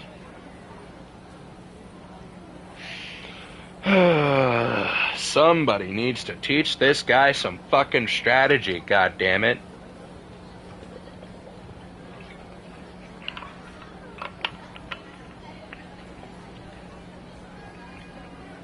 Could Yagami solve the Happy Happy murders? You know, considering how easy it's been and all the information has just been hand-delivered, Yagami would have this case slammed in no time. He would also just dog on Forensic completely. What is he gonna do, claw him? Just check out the Tessodynamic intro. You know what happens when he tries to scratch Yagami? Boom! He strikes the wrist because he's just too good with it. Imagine being some random passerby with no context, watching someone commit vehicular homicide, then chase his victim into the woods. Don't forget, they went to the woods, stopped, went back to their car, got a knife, and then went back into the woods. So not only are they a killer, they're dumb as shit. At that point, you'd probably just be like, must be Florida bath salts. The trail led me to the nearby forest a couple of miles out of town. I had no doubts about this. Forensic had run off into the woods. You know, how is he bleeding exactly? Because if a major artery did get damaged by his bones being broken, him running would only make him die faster because more blood would be pumping and leaving his system. So what's bleeding? Is he just scraped? Is that the thing here? Did the bones break so specifically that they're not bleeding or anything, they just hurt like hell? And there's just like somehow enough blood to make a trail, but not enough to weaken or cause any actual harm. That, or this detective is on some extreme game hunter shit, bow hunter, and finding tiny, itty-bitty drops of blood on leaves, like miles apart from each other, marking them out with stuff so that you can retrace your steps if need be. That's the type of shit if this wound is not supposed to be fatal. I'm going insane.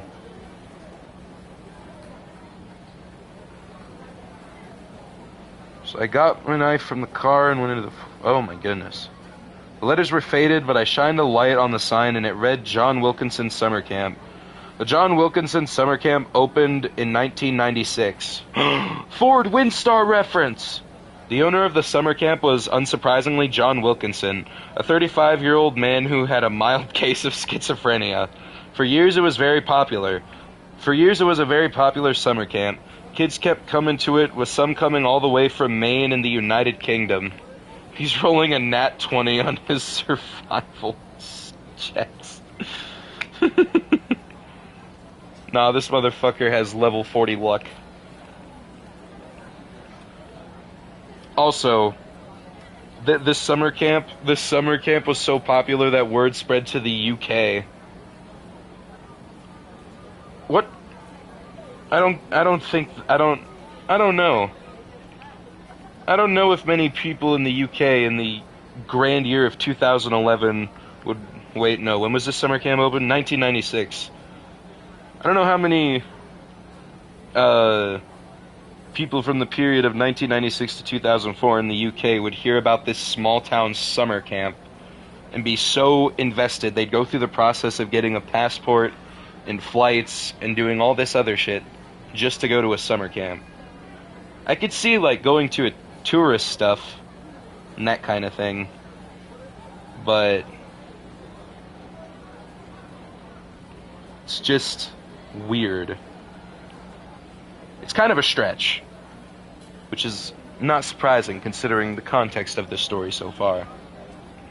Like two crackheads from Birmingham.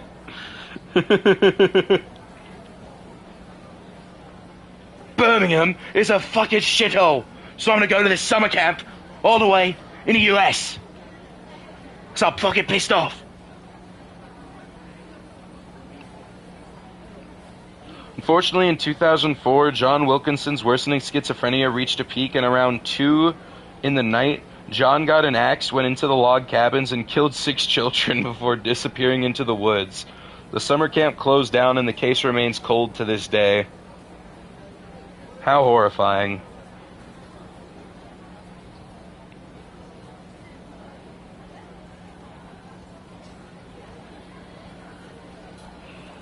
I went up the dirt road to the summer camp, which was in an overgrown grove.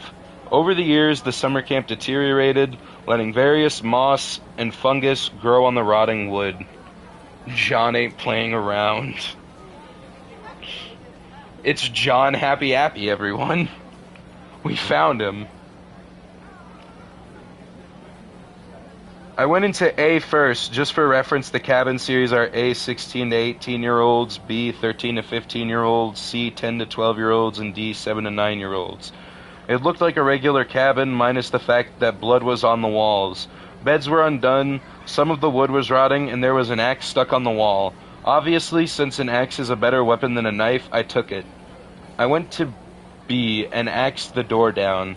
It was the same as A minus the axe. Imagine being a parent and letting your child get a passport to go to the summer camp. Your child ends up getting killed by a schizophrenic. That's horrible. That's some shit I would put somebody through in a simulation game just because they mildly piss me off. Holy. It's the type of war crimes I commit in Slime Rancher.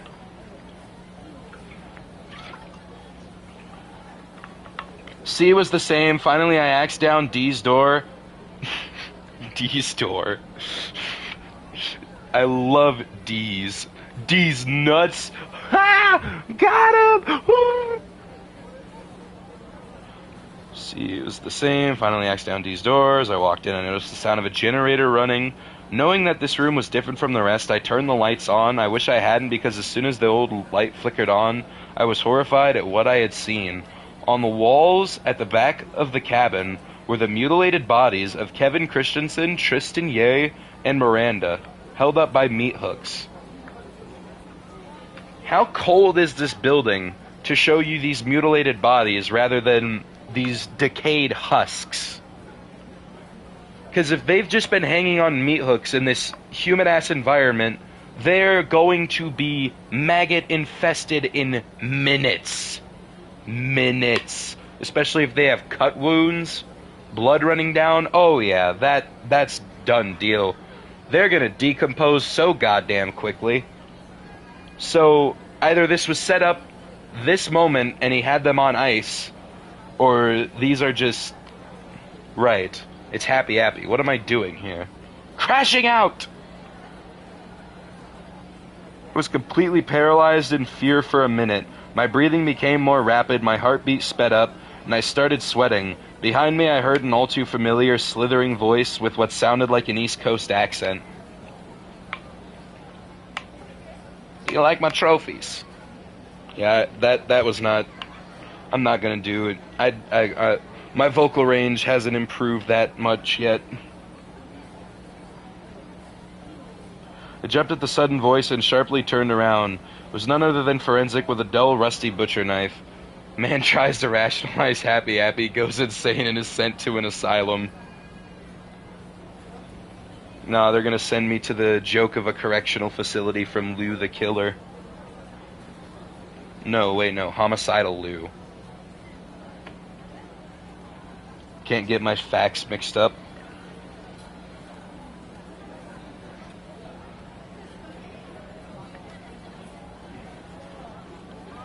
Maybe I'll just give him some random voice. Do y'all like my trophies?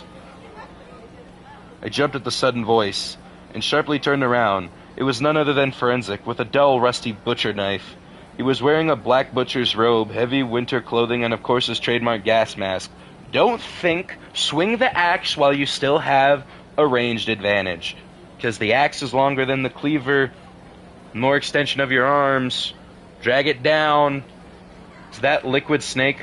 Not. I have no idea. It's Forensic. Go on, Gerasim. Go on and take a closer look at my trophies. You know you wanna. Out of your sick, morbid, but somehow natural curiosity. Somehow it's actually working. Somehow doing the Liquid Snake impression has me doing a better East Coast accent than trying to do some sort of East Coast accent. It's like reading the dialogue as written is forcing the accent to be fucked to all hell. When he said that, I was both horrified and intrigued. Even though I had a paralyzing fear, I walked up slowly to the body of Kevin Christensen. His body had 3 slice marks on his chest. Half of the skin on his face was gone, and various nails were rammed into his body in such graphic ways that I can't mention it. His jaw was positioned to make it look like he was laughing at something. I had to stop Forensic from killing any more people in this horrible way. Maybe you should have killed the serial killer before you started inspecting the corpses, detective. God, where's persistent Vic of Department 6 when you need him? That's not funny, I just referenced my own OC. It's not cool. That's actually lame. Everybody shame me for my whack-ass behavior.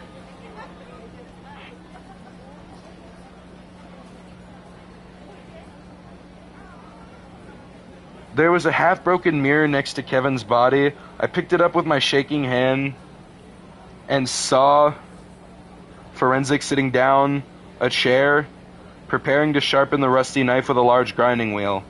So, Forensic cheerfully said, you found me at last. Congratulations, Gerasim. You deserve an award. Do you want to know what it is? What the hell did you do to them? I yelled, even though it wasn't what Forensic was expecting. I had to hop out of stream to lock in on Art. Are we winning? No. Actually, yeah, kind of. Sort of. It's good to see you, though. My motivation has been restored.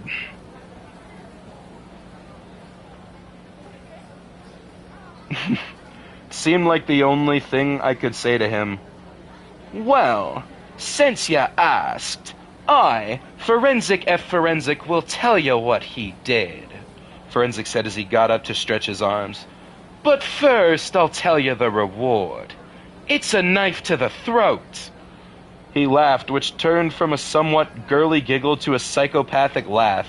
After catching his breath, he said, To put a long story short, they were people who had annoyed me.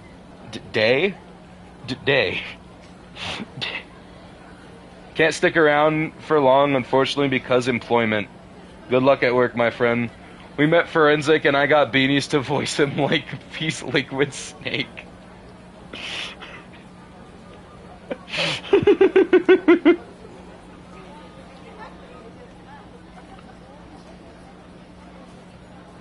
They were people who had annoyed me to a certain extent. First off, Kevin Christensen deserved his natural fate because he kept calling me slow and retarded. I personally got offended by that. So, when you were still watching those 10 episodes, I managed to find and kill him. I watched you enter the house with that photo of Happy Appy in the bushes. After that, he sat down again and kept sharpening that knife. Could barely say, What about Tristan and Miranda? Ugh. Don't mention Tristan Ye. He was a foolish little kid who was the voice of Happy Appy. I don't know why they got a teenager to voice Happy Appy, even though I should have done it. It feels natural, wouldn't you say? This voice sounds like zesty Keith Silverstein. Perfect. I could say I'm being inclusive for Pride Month and get my social media brownie points, and then make a charitable donation for the purposes of getting money off my taxes. Do these fake discounts so I can exploit the wholesome message for capitalism's sake.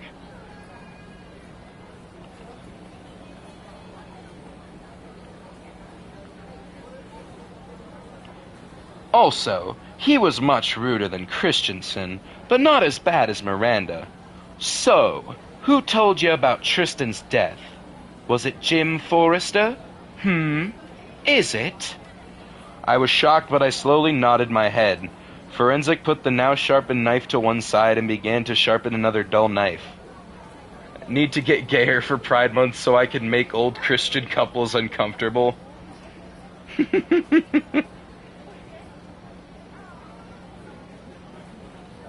What? You're telling me you don't do that all day, every day? 7 days a week, 365 days a year, 24/7, never stop.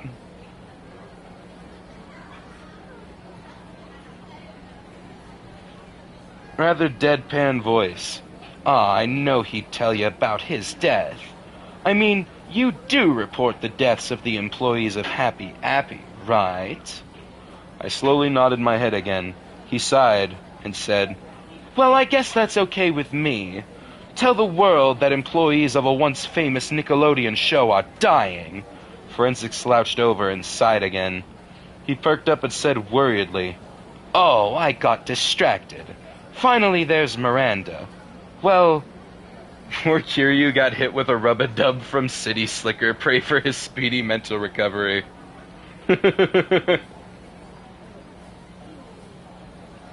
Did he actually manage to inflict fear, or are City Slickers, do they just inflict like silence? Is Forensic an anagram for something? Maybe. I'm not gonna bother trying to figure it out. If you've got a good idea, by all means, lay it on us. foreskin.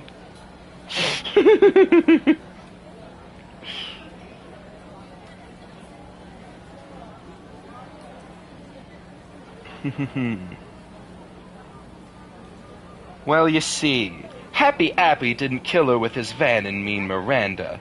She got killed off for a while since she was very rude and kept insulting me, prompting me to hit her every time she made fun of me, and quite frankly, she deserved it in the end.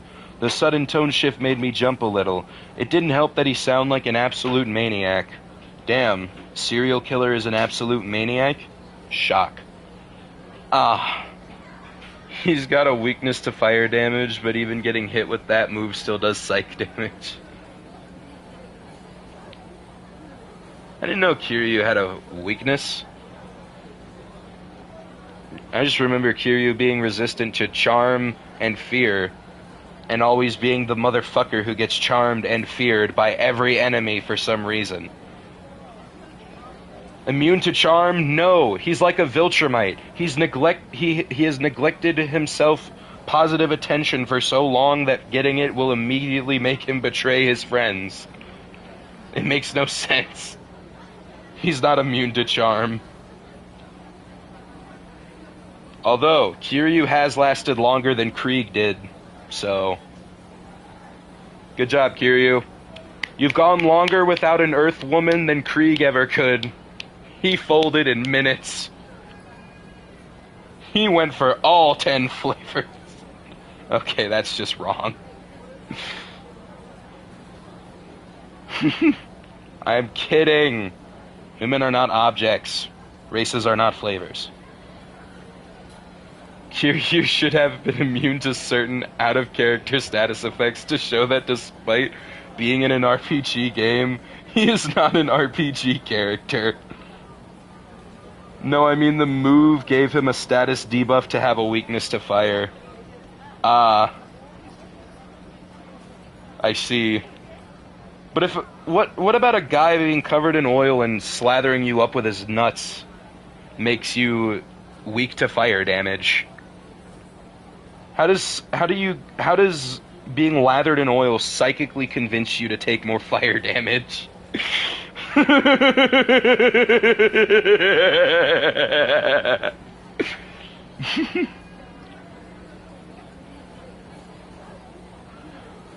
I got distracted again. After the episode, Happy Appy and I killed her as a natural, beautiful team. Now that I've told you your fates, go ahead. Get closer to the bodies. Closer. Closer.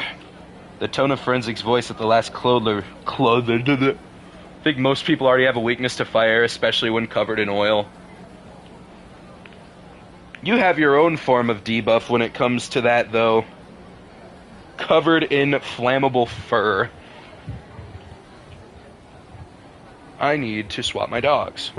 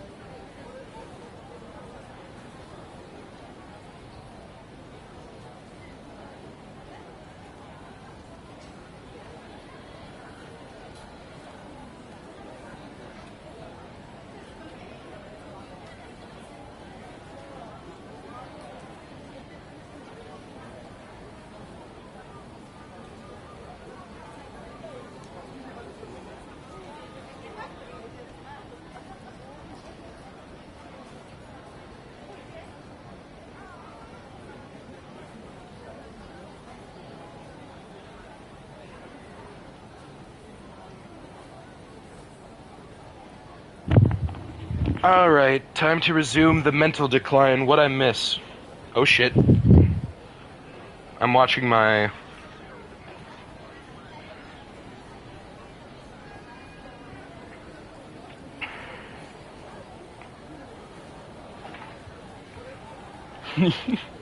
perfect. Calm down, everybody.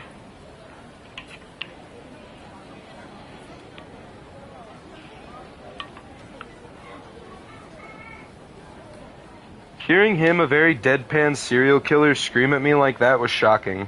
The problem was that I was still paralyzed, so I couldn't move that great. Come on, Garrison. Stop fucking around. You don't want to end up like they did, right? Just go and get closest to the body now, goddammit. And again I jumped. This time Forensic jumped out of the chair and started forcibly pushing me towards Tristan's body. I heard him begin to growl in fury.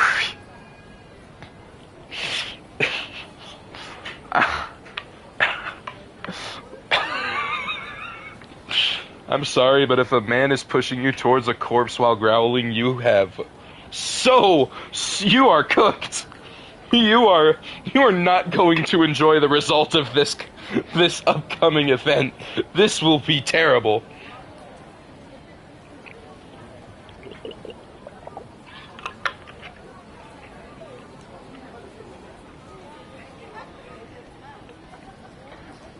Tristan was as disfigured as Kevin was. He had the same slice marks, but in the abdomen area. His facial skin was also gone, but was sloppier than Kevin's mutilation.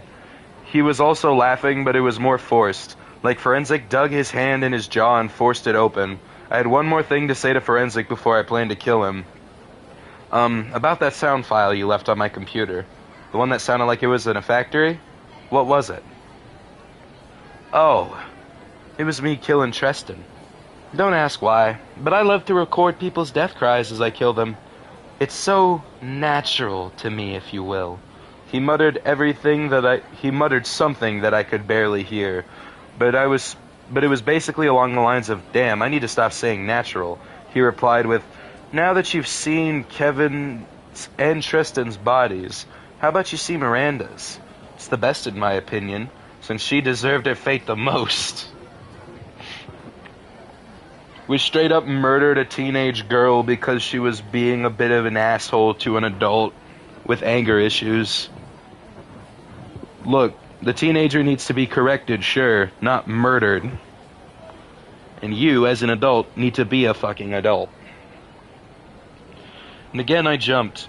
I moved to her body just so that I wouldn't be screamed at by Forensic again and possibly piss him off so much that he would murder me. I think he already plans to kill you. He's gonna confide all of his deepest feelings in you next. I am so lonely. Unlike the others, Miranda was barely recognizable. Pieces of her flesh and organs had bite marks in them, and her limbs were dismembered. Again, she was laughing, but this time I couldn't tell at first. I still had the broken mirror and noticed Forensic was slowly holding up the second knife he sharpened in his left hand to backstab me. Forensic said, well, now that you've got for taking out the axe and striking his left arm... No. You don't understand why the name is so confusing. It's not Garrison. Hold on, I need to find where it was. I need to find it so I can post it. I need to find where I copy paste it.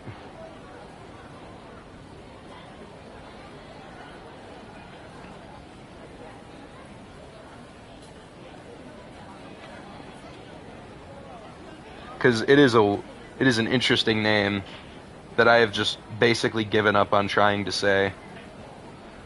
Striking his...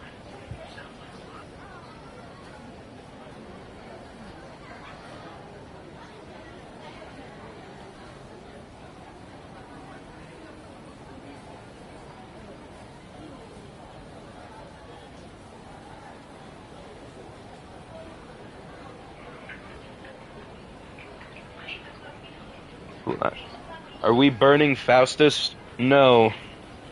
No. What did I come back to? Hell. Rug arson? No, no, no, no. After chopping off his arm, I ran outside of the house, leaving the axe with him. Oh, right, the name. This is how his name is said.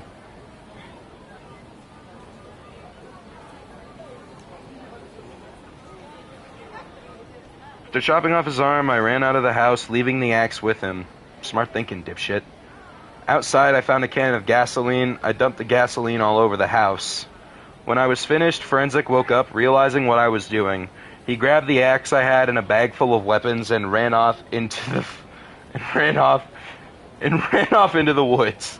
I got a match and burned the cabin down. For a moment, it felt very satisfying to destroy Forensic's hideout in the same way he destroyed my former house. That was all one post, by the way. That was all just September 12th's post.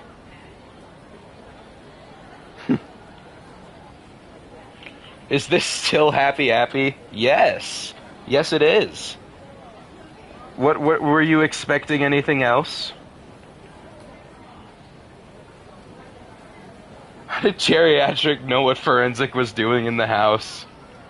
I don't know, he developed X-ray vision and is using it for good instead of is he smart? September 13th, 2011. The local policemen are, for the most part, household. How is this happy? He was fucking burning a house. Oh, Zippy, there's so much you don't understand. There's so much you missed. Don't worry, in due time. Most of them dismissed the story, saying it never happened. One of the officers, Robert Newport, did believe my story, albeit reluctantly. At least somebody at work believes me. However, due to some money issues, I'm going to take a month-long break from Happy. I expect to return sometime in October. See you later. Did Happy come out of the TV and start committing arson? No, that would be Forensic F. Forensic. I just realized you haven't been getting the pictures because you haven't been here that often. You're not going to get any more context from these pictures unless you watch the stream, but you do get something, and that's enjoyment. Here's the compendium of stuff. October 19th, 2011. Hey guys, I'm back. I should let you all know that any rumors regarding my break are false. I didn't see Forensic during the break, which made my life easier. Also, I'll try to find all episodes of Happy, I promise. Please don't. Cease. Cease. Cease your insolence. Cease your stupidity. Cease. Sea salt! I need you, sea salt! Oh boy. October 21st, 2011. Bro, why is he still investigating? I don't know. Today I was going through a flea market when I realized that I could find a Happy episode in the VHS section. After looking through some obscure VHS movies, I found a VHS with a Rush label. Oh my god. Hold on. Just check the images. Why the fuck is there an alien in the first image? No, that's Forensic. He's a very important character to the lore. That was Forensic outside of the MC's house. I need some brain stimulation real quick. Where's Beef?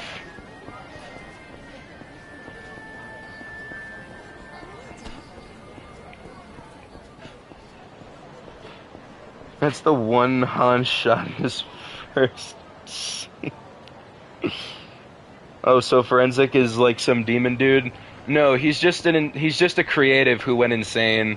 We forgot about the Smile Burger employee. You're right.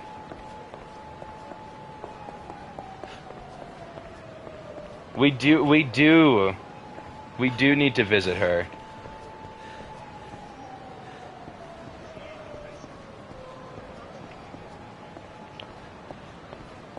So Forensic went insane and super skinny. Yeah, and he's killing people who worked on Happy. He's very angry or something. She saw me walk past. She thinks she's safe. Little does she know, I have a plan. The MC doesn't like tall, skinny people.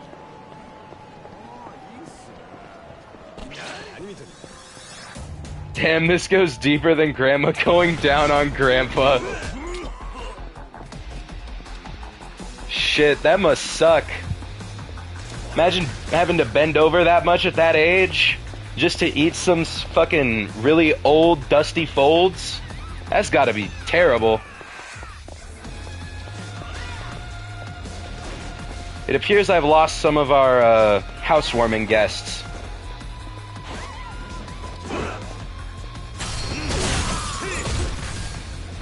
There we go.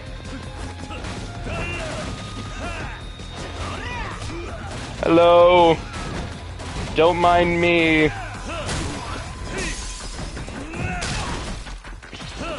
Probably feels like a mouthful of sand.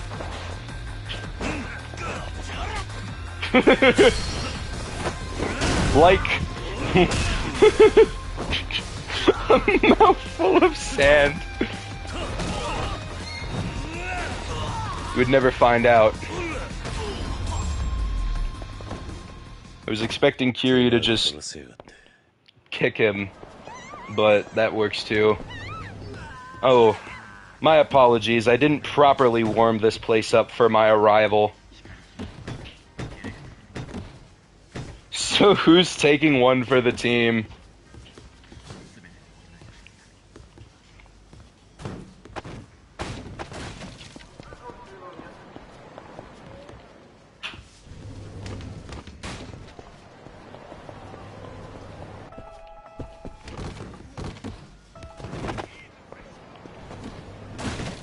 Come on now.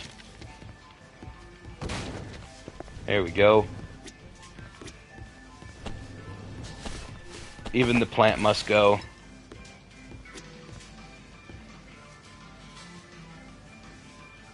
Stand ready for my fanfiction, worm.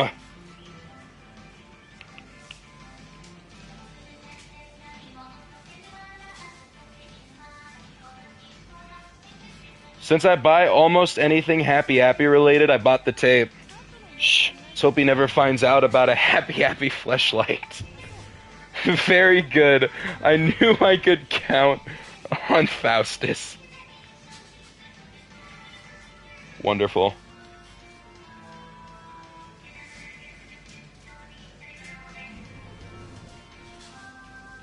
Old women are constantly complimenting me when I'm working the cash register. So it sadly wouldn't be that hard. Happy Happy fleshlight. I'm not doing it though, nuh-uh.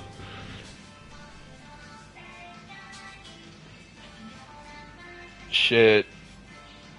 I got approached by somebody's grandma when I was working Oktoberfest last year.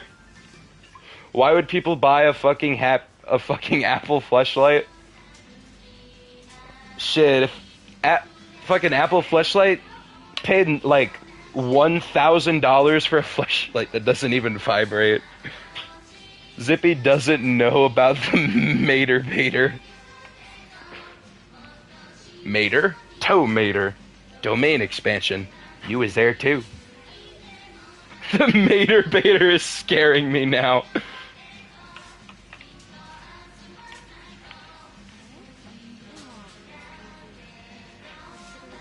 Okay, where are we? After driving home, I got my VHS player and put the tape in, which had some pretty bad deterioration since the episode was recorded.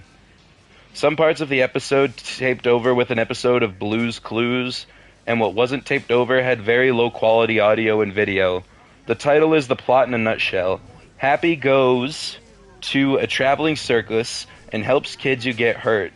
The episode starts out with Happy Happy buying a ticket to see the Banana Brothers traveling circus. After buying popcorn and a drink, he gets into a seat and the show begins. Unfortunately, half of the scene was replaced with what? Oh my goodness gracious. We already said this. Placed with either Blue's Clues episodes or static. and the show scene was pretty bad anyway.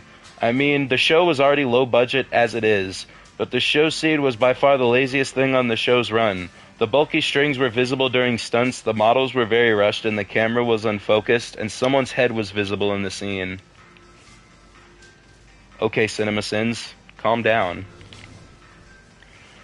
After the 3-minute long scene, it goes to the intermission. Happy Appy throws his trash away when he hears a kid crying. He walks to where he thought the cry came from and discovers a kid who hit his head on the bleachers. Happy heals him using bandages and an ice pack, and the kid thanks him. Then Happy Appy realizes that the trapeze act, the Flying Apples, has a missing member. Happy sees this as an opportunity to make him more popular with everyone, especially children. He gets dressed as Aaron Apple. Happy Appy covered by CinemaSins. Not even CinemaSins would subject themselves to this. They were willing to do the entire Fast and Furious series, but they would not do this. Therefore, I am above CinemaSins.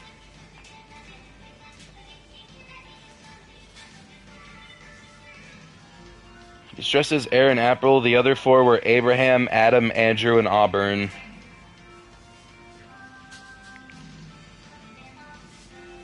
Okay. He talks to the rest of the act about how late he was. The second half of the show begins, and the first act was, unsurprisingly, gotta leave for work now, try not to lose your minds too much. Thank you for your beaming presence as always. We will miss you. Second half of the show begins, and the first act was unsurprisingly the frying apples. The frying apples. Fry. Unlike the rest of the circus scenes, the trapeze act was actually decently made. It was like the entire budget of the episode was spent on making the flying apples part look good. After that, more of those god-awful circus scenes played, although the clown scene was somewhat funny, and the circus show ends, where the Banana Brothers thank kids for visiting the circus. Later, the Flying Apples meet the Banana Brothers, and they tell the Flying Apples how well they had done in the trapeze act. Looked into a bit of what I missed on Happy Appy, and apparently Happy Appy caused 9/11. What the actual hell is this? No, he looked on in horror as the towers were struck. Don't get it twisted. That episode was made before 9/11 as a joke by some on-break creatives. However, later on we will find out that he basically caused a Challenger-type rocket explosion. After that, Happy is seen walking out when he sees a kid get bullied by a bandaged girl. Happy gets closer, and guess who was bullying that kid? Miranda.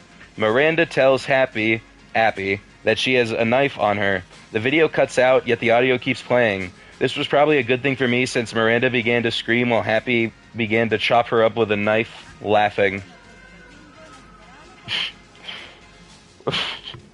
Miranda's getting fucking beat every episode like Invincible. What is this? Fun fact, Big Bird was supposed to be on the Challenger.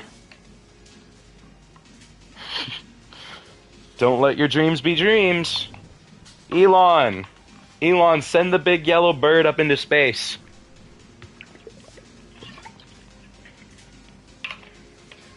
I say Elon because he's the only stupid shithead who's rich and stupid enough to do that stupid shit that somebody who is rich and stupid would do. October 23rd, 2011. Today I'm going to try to answer a massive question about Happy Appy. Why does Happy Appy murder kids? I can tell you right now, I do not care. I don't care why he kills children. I don't care why he was selling children to Jeffrey Epstein. Like, we all saw it.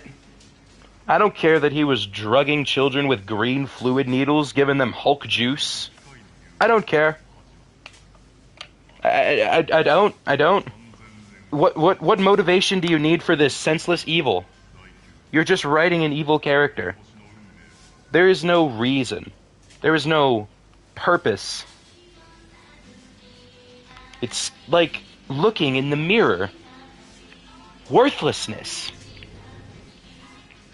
Well, I might have an answer to the question for once. You see, after I went to the employee's house, the more Beanies reads this, the more confused I get. Why is this apple drugging kids? Oh, that wasn't reading, that was just more recapping. You should see some of the earlier crash outs. Like when I crashed out over the blood trail.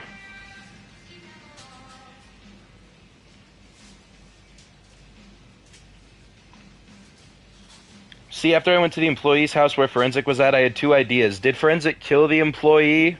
Or is Forensic the employee? Like the puppet stop motion. Oh my god.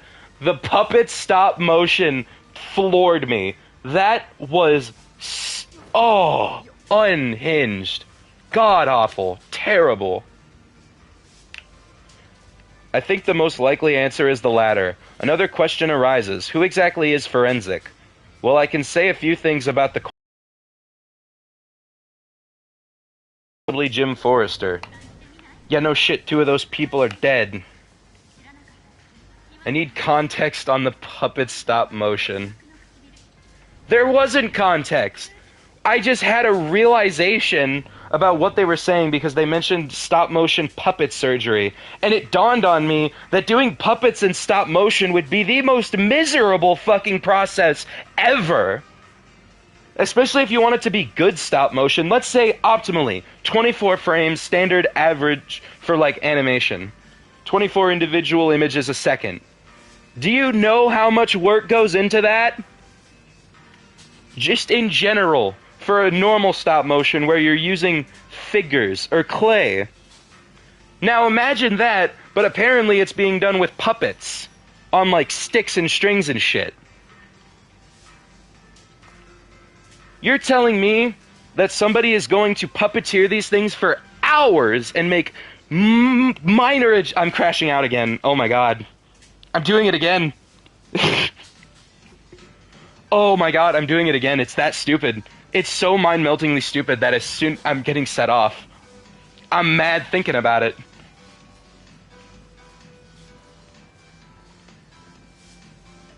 So I can't really confirm Forensic's identity. You might be saying that the decapitated arm has Forensic's blood in it. As Davis Morgan said in his unfortunate reading of this story. You should check that out, by the way. He's a lot more entertaining than I am. You can't decapitate an arm. That's basically what he said. There's no real funnier way to put it. He made the joke. I can't do the joke better. It's not even really a joke, it's just a correction of language. You might be saying that... Oh wait, I already read that. And his fingerprints. Well, it's not that. You see, I didn't keep the arm. I made the foolish mistake of leaving it at the summer camp. No, your mistake was leaving the axe and the murderer alive. Like, why? Why did you do that? He really is like, ba, ba, ba, ba, ba, ba, ba, with how he's so wish-washy on killing this motherfucker.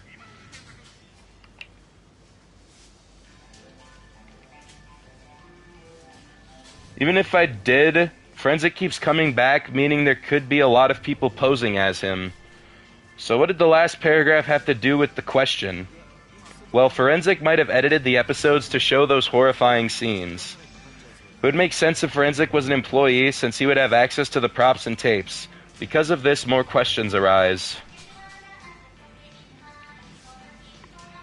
1. Why did Forensic go crazy? 2. Why are there not a lot of survivors of Happy Appy? 3. Why did the studio burn down? Did Forensic do it?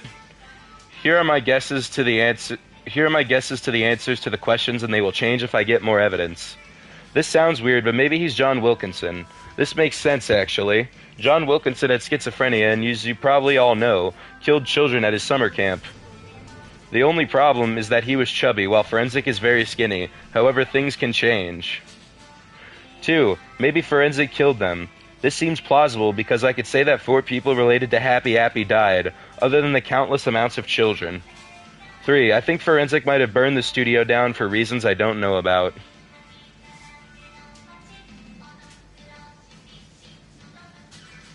There's still so much left.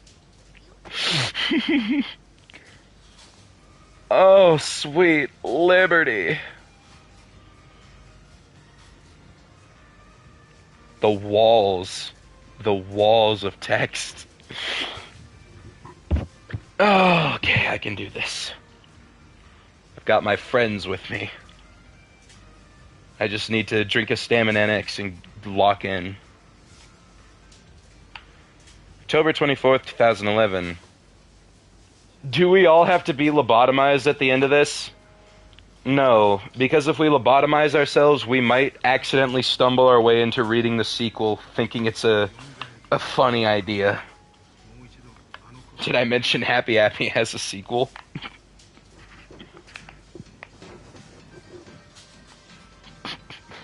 Yes, Happy Happy has a sequel called Happy Happy 2 Dumb Angel. There's also supplemental materials, if I remember correctly. I think one of them's called The Forensic Files. Happy Happy 2 is gonna be the death of me.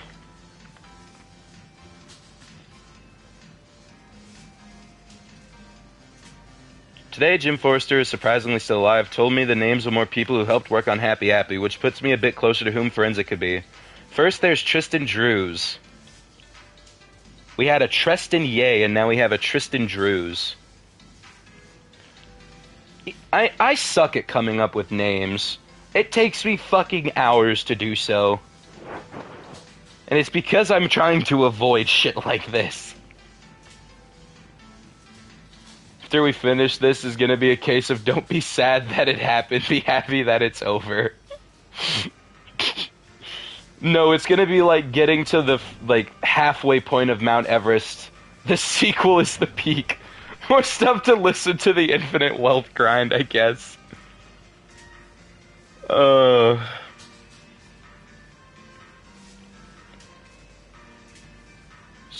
after hearing about the string of deaths associated with people who worked on Happy Happy, Tristan went into hiding. He's still alive, but goes under a different identity. Secondly, there's John Tresty. Holy shit. So this guy's last name is Tresty, which kind of sounds like Tristan and Treston. Goodness me. Holy shit, John! It's John Happy Happy again! It's John Happy Happy! I am so happy. I am so lonely. Get to the top.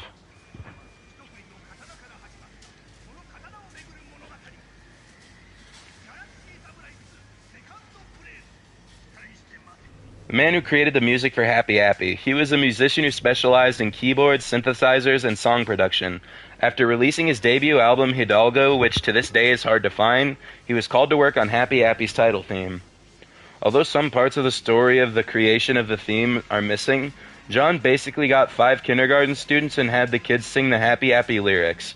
After that, he made the backing synthesizer track, combined the two, and previewed the result to Nickelodeon. Nickelodeon approved the theme song, and John kept his job, due to Hidalgo being a failure to sell. He's also still alive. Finally, there's John Wilkinson. Yes, I'm not lying. John Wilkinson actually worked on Happy Happy. He wrote 3 of the episodes for the TV series. I swear I really think Forensic isn't John Wilkinson, but because he's schizophrenic, killed people, and worked on Happy Happy does not help. Let's see, what's the date of the last post? The last post is dated July 17th, 2012.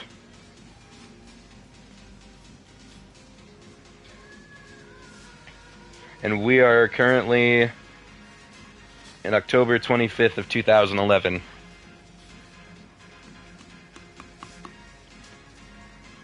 Today I was sent in the mail a DVD called Happy Appy's Bonus Features. However, when I tried to play the disc, it didn't work at all. The entire video was static, and the audio consisted of 5 swooshes and a weird voice. I tried to decode the weird noise, and after half an hour of playing with various audio tools, the weird noise turned out to be a kid talking to the listener.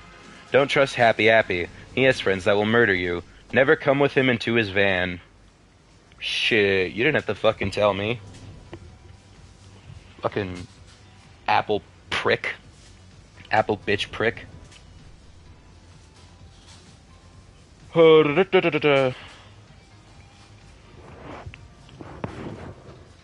Honestly, you know what? I'm just gonna come out and say it. If Thetis had sent Happy Appy to the planet Viltrum instead of the Scourge virus, he would have actually successfully wiped out the Empire. The pure filth of this abomination would simply fry the entire Viltrum Empire. I just paid $500 for Ichiban to get the honk honk. Was it from the man in the hotel or was it from one of the ladies? Because yes, there is bisexual honk honking in Infinite Wealth. Really diverse. If you go to the luxury hotel in the first part of the map, I think it's Crystal Aloha Resort is what it's called, in the inside lobby, there's a guy dressed in a suit in one of the corners. You can talk to him and he's a honk honk man. Bisexual Ichiban! Woo!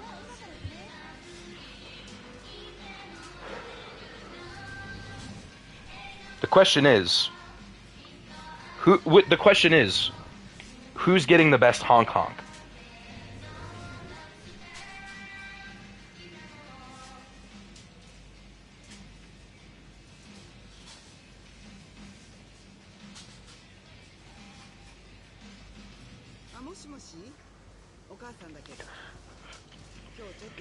All-inclusive Ichiban Kasuga. Yep.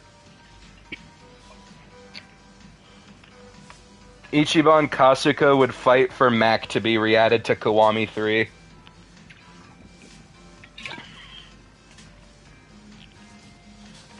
Somebody sent me a video of the first part of the True Happy Appy movie. Apparently the movie I own was either fake or a really long episode. The movie started up with a different opening. The song playing was the opening of 2001 A Space Odyssey. The logo said Noggin Presents the Happy Appy movie. The first scene of the movie had Happy Appy in his long coat putting a bandage on a cut that was on a girl's arm. "Today I'm scared, Lily," said Happy. Lily asked why, but Happy just said, "He is coming. No one can stop him." I wondered who exactly the person Happy mentioned was. It was a girl at the Crystal Aloha, but now I'm going to look for the male honk honk in honor of Pride Month. That's my fucking axolotl right there. I'm sorry, was that rude? I was trying. I'm sorry. That was unnecessary.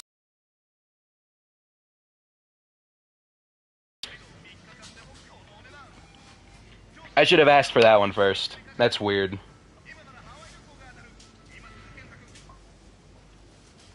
Anyway. No, that was funny. Okay, I'm glad.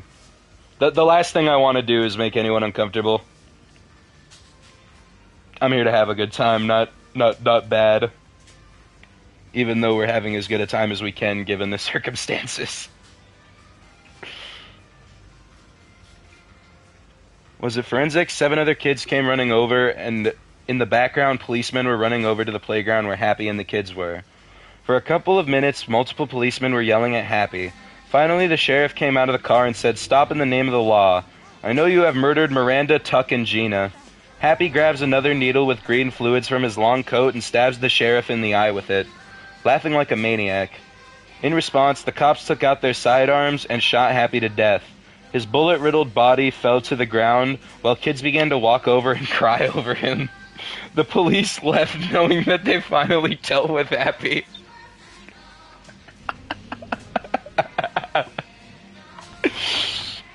Finally, the American police system does the right thing. Or wait, no, it's not. Finally, the American police system has one accident go right. Trigger Happy. Bro got John Marston. Ima- Imagine being one of the kids on the playground. You're around this apple. He suddenly stabs a sheriff in the eye with a needle, and then the fucking police department guns him down like a fucking rabid animal. And then they just leave. And the episode just got outright, who cares about body retrieval for autopsies or evidence gathering? Got the Kashiwagi treatment. So you're telling me they gave Happy Happy more holes?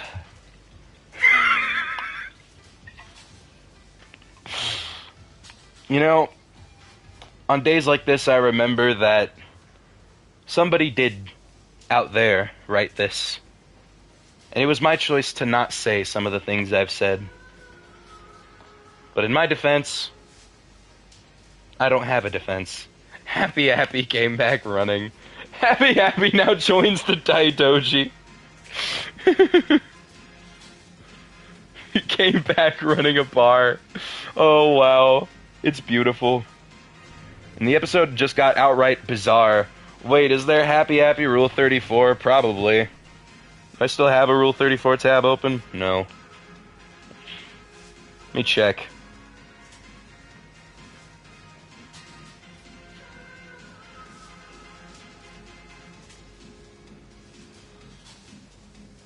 It appears that there's no results for Happy Happy.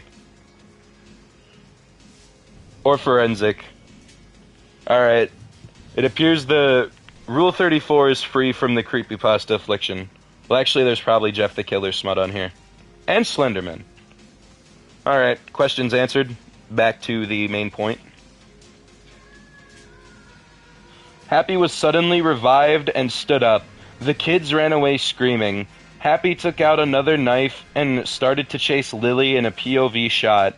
After 30 seconds, Happy grabbed her and broke her neck. I have found Happy Happy Rule 34. Yeah, I don't doubt that. I just went to the actual website for Rule 34. The funny green one with the unhinged commenters. I wasn't just gonna... And I'm fucking traumatized. The question is, does it feature the apple, or is it like the known gay stuff for like Forensic and Garrison? Geriatric, whatever the fuck. The snap that resulted was enough for me to stop the video for a while. I resumed and the camera cut to the rest of the kids running away from Happy Happy. Happy got in his van and drove after a little boy. As soon as I saw the boy, I recognized him as Danny from the Camp Ah intro. Given his significance there... Oh, it's got the apple and tentacles. Only 5 images, though.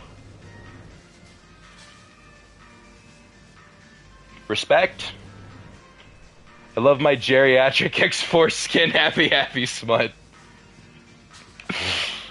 Brand new sentence just dropped.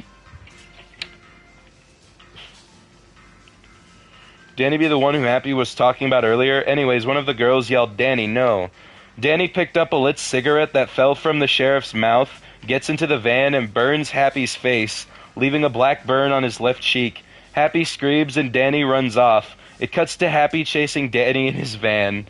Danny opens the door again, climbs into the passenger seat, and tries to distract Happy. Eventually, Happy crashes the van into a tree, and Danny gets thrown out of the van. Never in my life I thought I'd see someone say a sentence like that. It's not on the level of diabolical as Instagram Reel sentences, though.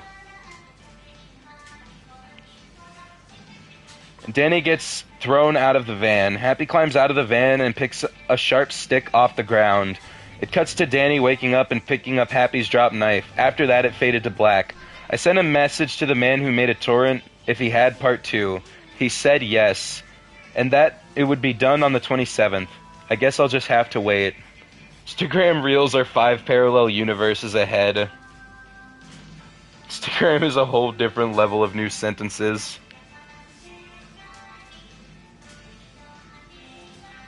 October 27th, 2011.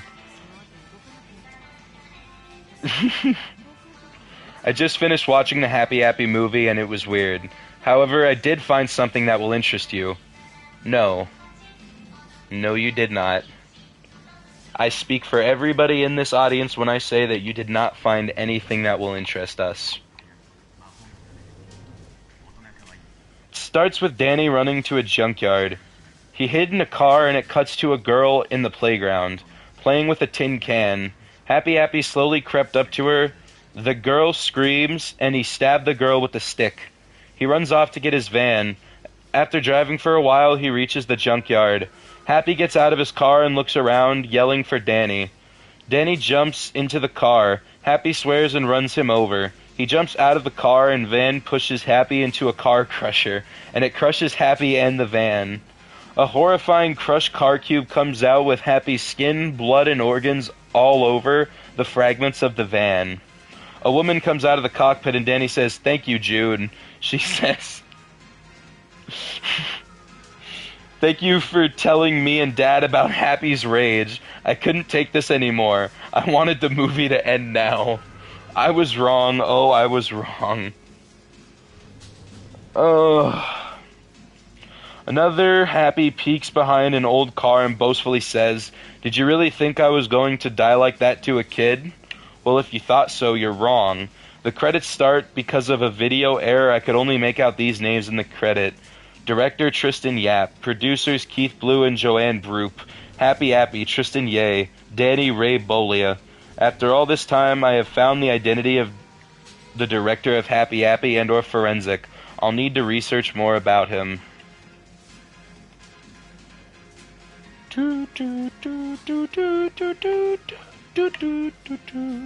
October 31st, 2011. Have a safe and happy Halloween, everyone. Knowing Forensic, I know I probably won't. Anyways, today I got a package in the mail. Taped to it was an envelope with the letter inside. The letter read like this: "To Mr. Yakovlev." I butchered that. I don't care. "During a recent investigation of Kevin Christensen's house, I found a damaged journal that seems to be related to the show your blog is talking about. I hope it will help you find out more information about Happy. Sincerely, Officer Robert Newport." This stream goes unbelievably hard while studying history. It's so boring you actually are productive with your homework. Who'da thunk it? I opened the package and inside was a 70-page notebook. However, most of the pages had been torn out. Here are the entries in chronological order. February 9th, 1999. I finally got a job at Nickelodeon yesterday. So far I have been put on a possible Nickelodeon project that is still in pre-production as I write this entry. I will write more soon. February 25th, 1999. I've been out of the project to work on Rugrats. The plot of the planned show, which was called Attack of the Killer Apples, was a rip-off of a movie, Attack of the Killer Tomatoes. The problem was that almost no one liked the idea, including me. March 1st, 1999. Guess what? I've heard that the Apple Show is going to see the light of day. The man who's going to help produce for the show, Keith Blue, did some claymation commercials for Noggin.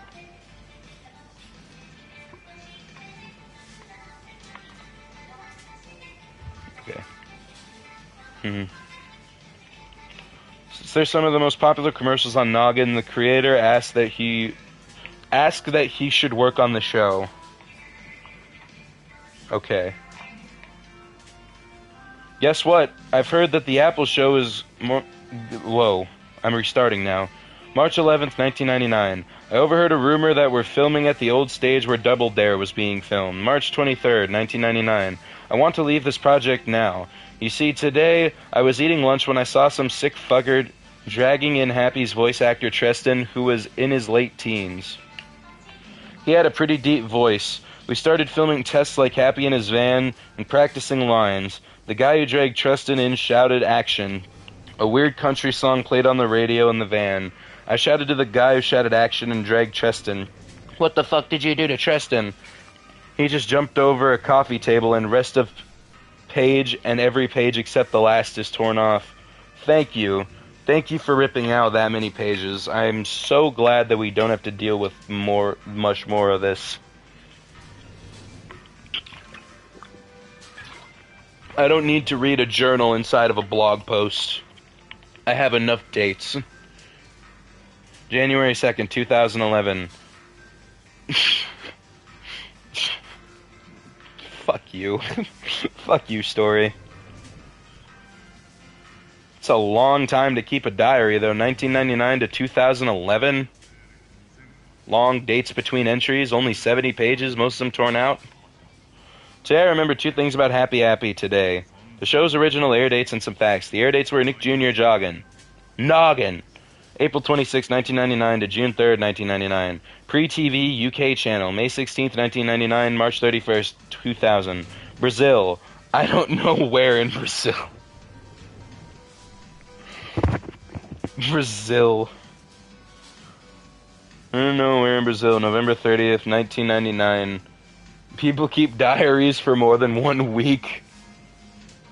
Facts are, Happy Happy had a scrap DVD release. The director was tall and mid-weight. He went by the name Fred. So it turns out that Tristan Yap isn't the director. I'm still wondering about the director, though. Are you sure you're not of the last name Yap? Because holy fucking shit, you're talking my ear off.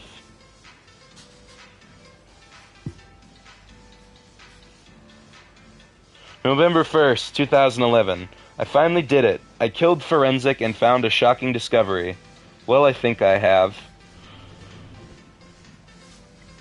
You see, I was driving home at midnight when I saw Forensic running away from Jim's house. Knowing that he might have grazed, injured, or even killed Jim, I parked my car on the sidewalk and ran into Jim's house with my knife. I looked all around the house except for the basement, but I couldn't find Jim or Forensic. During this, I took a Winchester shotgun from his living room just so that I could better arm myself. After checking all around his house, I went into his basement. I saw what looked like Jim's bleeding body sitting on the floor of the basement. I ran to him thinking that he was dead. However, he wasn't. He said, "Oh, Jesus, Jerisim. Don't scare me like that." I said, "Sorry, Jim." Did you know that... Jim interrupted me with, "Yeah, I know what's going on. Forensic, or whoever the hell he is broken into my house. That's why I stained my best clothes with ketchup." I heard Forensic open the door, and I loaded the Winchester. After telling Jim that I'd be back soon, I ran up the stairs, cornered Forensic, and shot him in the chest. For a second, I thought I had finally killed him. However, someone looking just like him jumped behind me and tried to stab me in the back of the head with a knife. I shot him in the chest like the other Forensic. Thought I had killed them both, but the second Forensic tried making a run for it. However, his injuries made him collapse before he could run out of the house. I went to the cellar and called the police before I noticed that the first Forensic was missing. When I went back to the cellar to see Jim again, I found a USB drive lying on a bookshelf and I took it. When I told Jim about the USB drive and where it came from, he said, "That's odd. I certainly don't remember owning a USB drive like that. I seriously wonder what's in it."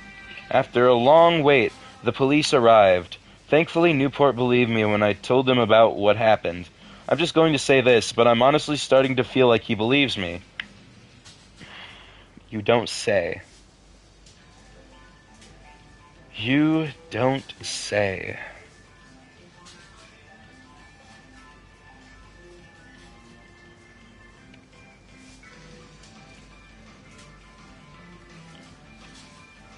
Got home and put the USB drive in my computer.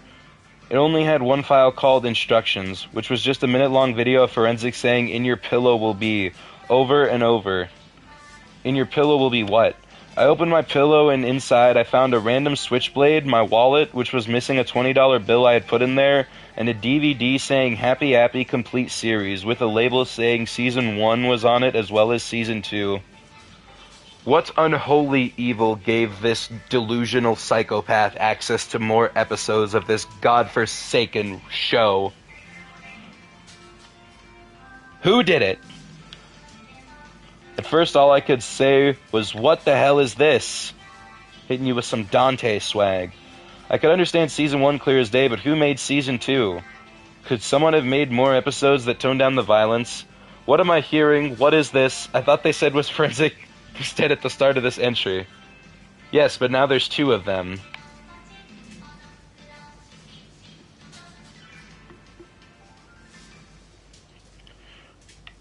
Better yet, who made these? Jim, Kevin, or maybe Forensic? It has to be Forensic, but now I don't even know. Only watching the episodes just because they're happy. Second post, which is funny because it's not actually a different post. It's just the same post, but the second post of the same day, so we're still in the same post.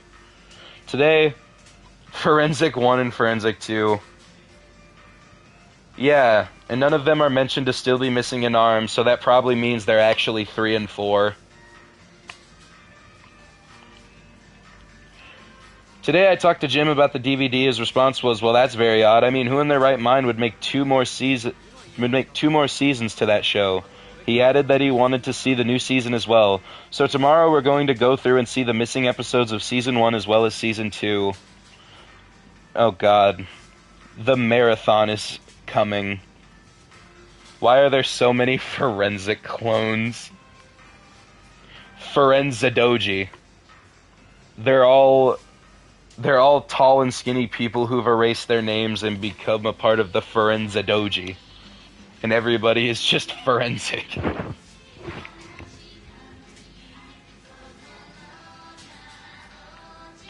Also, another interview was uploaded by the same man. This time it was an interview with Treston Ye. Interviewer: Treston Ye?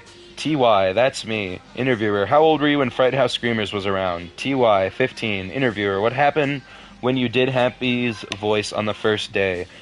TY, when I recorded my lines on the first two minisodes called Happy's Vacation and Hurt Happy, I did notice some odd things with the script for those episodes. In Hurt Happy, he ate an apple, which was weird considering he was well an apple. Forensidoji is better lore than the entirety of this creepypasta. We're not done yet. And by the way, we're getting really close to the big, like, endurance test of this story, which is just back-to-back-to-back descriptions of Happy episodes. Paragraphs on paragraphs of it. That's what we're rapidly approaching. Shit's about to get real.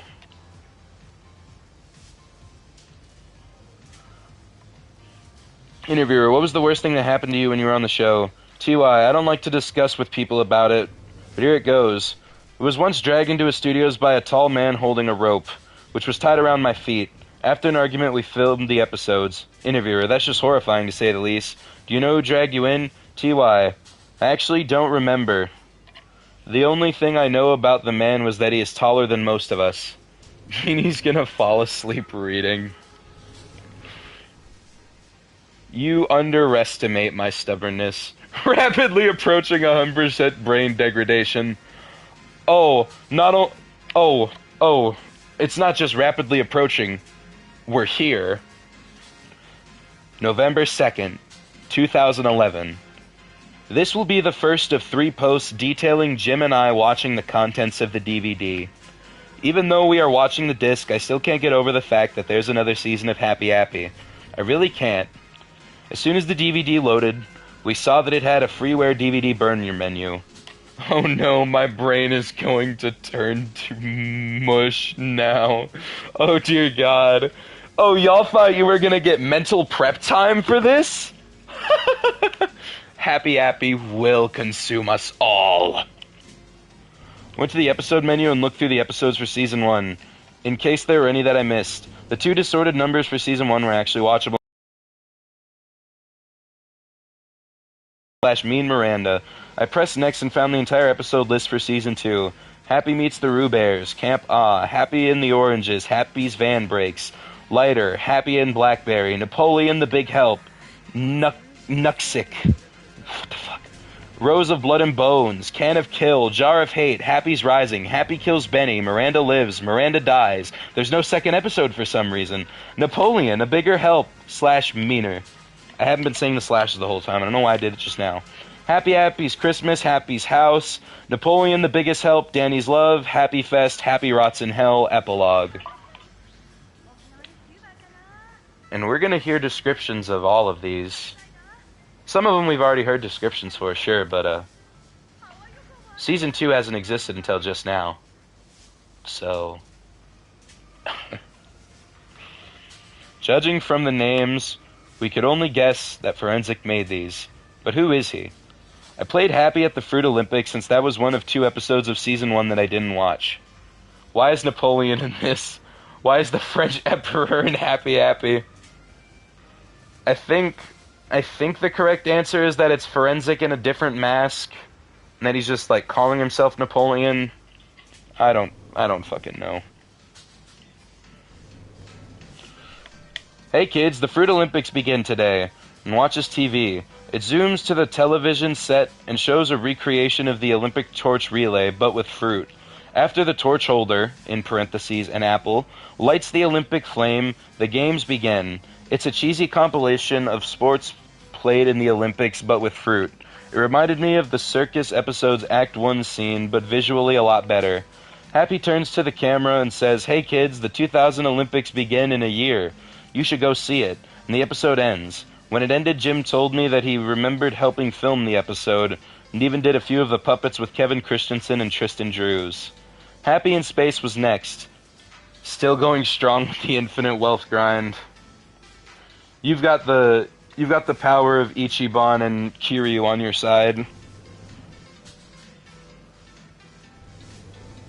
Happy in Space was next, and it was horrific. It starts out with Happy Happy sneaking on a space shuttle and turns to the camera and says, "Hey kids, your old pal Happy Happy is going into space today."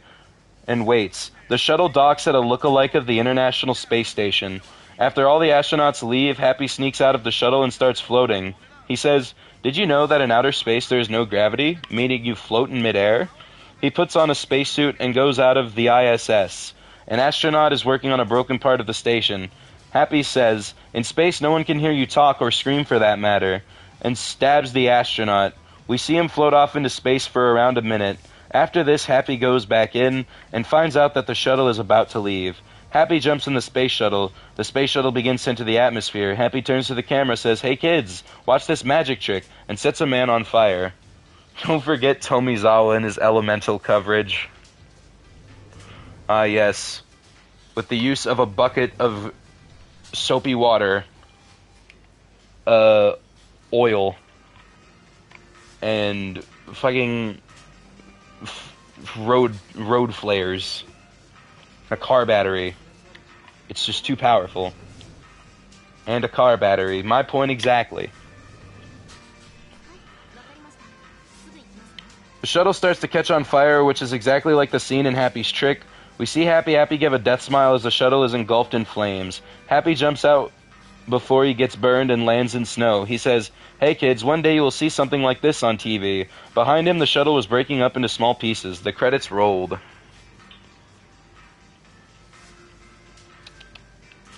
I played Happy Meets the Roo Bears / Camp Ah. It starts with the intro, which is now an acoustic version of the intro. It begins with Happy walking in the playground with his injuries. He sees the green Roo Bear running around, and Happy says, "Hey, Mr. Teddy," and the Roo Bear doesn't respond. Happy says, "Mr. Teddy, let's go find some kids to heal," and the Roo Bear nods his head. They hear crying coming from the swings. Happy and the Roo Bear walk over to a kid who hit his head on part of the swings that you sit on. Happy gets out some bandages and heals the kid. They hear a car ram into another. Happy turns around and sees a long limousine crashing into a van which wasn't Happy's. A man exits the car, and it turns out to be Apex Twin himself. I have no idea who that is. I don't care to look him up. I don't remember the lore, because I know it was explained to me. He starts doing the dance with the umbrella, but it was just stock footage from Window Licker hastily put together. Happy and the Roo Bear walk up to him, and Happy says, "Hey, who are you?" Nafex says, "My name is Richard." "My name is General Krieg." "So you're telling me this guy's name is Dick?" Happy says, "Let's go find some children to heal," and Nafex says, "Sure." The rest of the episode is just them healing children who injure themselves on various parts of the playground. When we first saw this episode, it was so tame for a Halloween special that I thought it was a Season 1 episode mislabeled as a Season 2 episode. Also, I told Jim, why was the episode Happy and the Roo Bears if only the green one is present? He said that there would have been all 3, but they didn't have enough money to get the others. We saw Camp Ah. It starts with the intro, which was that CSI-like intro featuring the main characters. Happy, Napoleon, who could be forensic, and Danny from the TV movie. Why was the acoustic version used once? It starts with Happy driving his van, saying, "Who's ready for a camping trip?" The two girls in the passenger seats cheering. After driving for a while, Happy parks in the camp, sets the washcloth, and sits on it next to the girls. After staring at the sky for a few seconds, the beach jock apple appears. Happy says, "Move it, ladies." It's much clearer this time. Suddenly, some sort of quality shift happened. Happy's voice was different, the girls looked different, and so did the bully. It was almost like another person picked up where Nick left off, and did a horrible job at it. Anyway, the beach jock apple says, "Don't go on the beach," and Happy says, "Why?" The beach jock apple says, "Because I said so," and pushes Happy out of the way.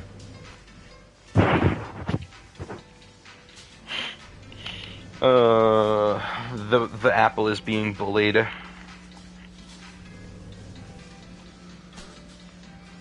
"Why?" the beach jock apple says, "Because I said so," and pushes Happy out of the way. Happy decides to go up the trail to the bench. What he finds are a bunch of children playing on the bench, and one is poking at something out of view with a stick. He turns to the object, which is Miranda's body.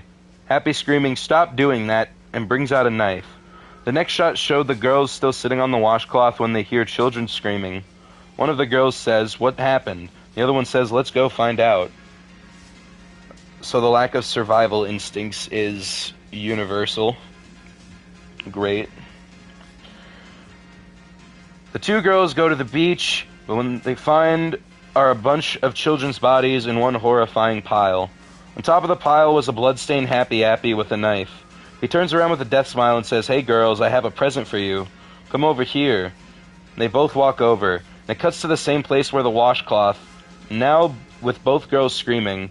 The episode ends with Happy dragging some children back into his van and driving off, with this narration. And that, my friends, is how Camp Ah got its name, from Happy himself. Interestingly, there was whispering during the credits of the episode. They were very brief. December 14th. We had no idea what the date meant. Was it supposed to be related to a season of the show? I played the episode Happy in the Oranges. It starts with the same old intro of Happy dancing, and it cuts to Happy killing the beach jock apple. This episode must have taken place after Camp Ah. We see Happy walking around the playground with children at play. Happy sees something to the right. He sees two puppets that were oranges sitting on a bench. Happy walks to the bench and says, "Hey, who are you?" And the oranges said, "We're the Oranges." Happy said, "Well, I'm Happy," and the oranges screamed and ran off. Happy shouts every goddamn time and goes into his van. He goes to the orange's house in the middle of the night. The first orange is watching TV, while the second orange is reading a book. Second orange says, "Hey, Oscar." He replies with, "What, Octavius?" And Octavius Orange asks, "Did you know that no words rhyme with orange?" Oscar Orange says, "Oh, really?" Octavius Orange finishes with, "Yeah, you know what? I'm going to go to bed. Running from Happy sure tired me out." And Oscar Orange nods and continues to watch TV. Happy jumps into the roof of their house with an orange peeler in his right hand. He whispers, "Hey kids, let's go skin some oranges." And Happy climbs down the ladder to where Octavius Orange is and peels his skin. After that, he puts Octavius Orange in a vise and starts turning the crank, making Octavius get squeezed. After that, Oscar Orange knocks on the door, and Happy jumps into the ceiling. When Oscar Orange opens the door and turns on the light, he sees Octavius Orange's body and screams. Happy comes down from the ceiling and peels and vices him the same way as Oscar Orange, and the episode ends. Oh my god.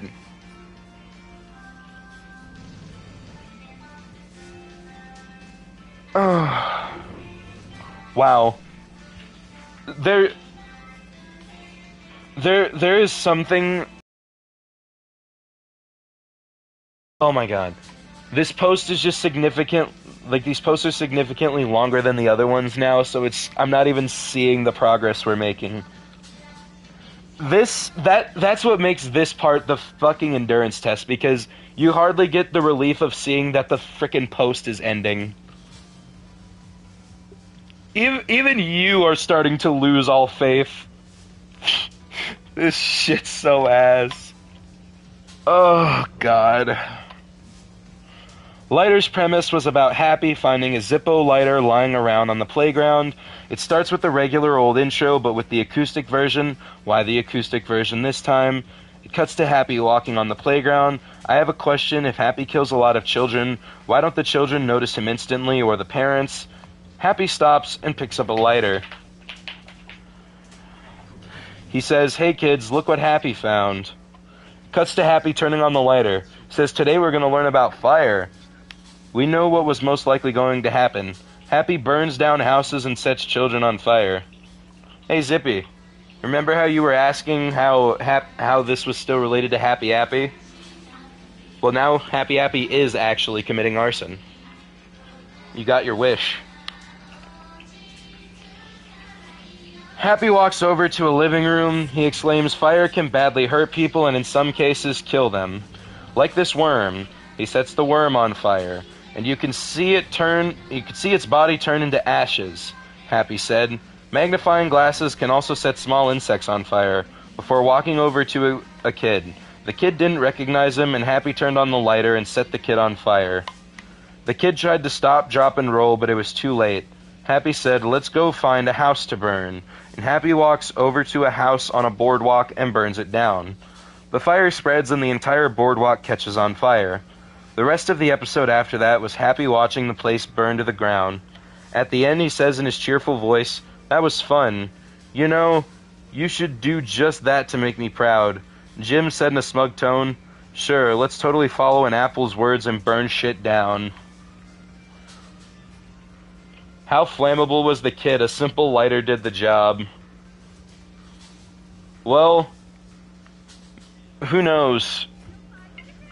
Maybe because of how cheap gas was back in 2011, it just was raining from the sky.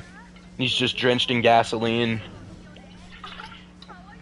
Who doesn't listen to an apple committing arson? Ugh. I played Happy in the Blackberry, which was 2 minutes short of a normal episode of Happy Happy. It starts out with a giant angry Blackberry puppet saying, "Hey, my name's Derry Berry and I hate Happy Happy." Derry runs toward Happy, who is putting medical tape and cotton on a kid's bloody gash near his wrist. Happy turns around holding scissors and Derry accidentally runs into them. Happy says, "Remember kids, always look where you were going or you will get a boo-boo." Derry pulls himself off the scissors and tries to eat Happy. Happy pushes him off and stabs Derry in the eye with a scalpel. Derry screams, and Happy pulled the scalpel out, ripping Derry's eyeball out in the process. Happy grabs a rusty saw and slowly hacks him in two. The rest of the episode shows Derry's body after Happy cuts it in half. I played Napoleon the Big Help. It began with Happy trying to kill June. In parentheses, just to clarify, June is Danny's mother. He is struggling to kill her with the same saw he used to kill Derry Berry with. While June is trying to stab him in the face with a knife, Happy says, "Master, master, please come help me." The image of the clay apple on a bent stick pleading for his master disturbs me greatly. And Forensic, in all of his glory, walks in slowly and says, "Yes, Happy Happy?" This motherfucker walks in like Kiryu and Gaiden. Rolling, shut up. Somebody slap this fucker. Happy says, "This woman is trying to kill me." Forensic says, "Let me help." And Forensic stabs June in the back, weakening her. The rest of the episode was basically a snuff film, recorded in low-quality home camera. So, basically every snuff film in existence.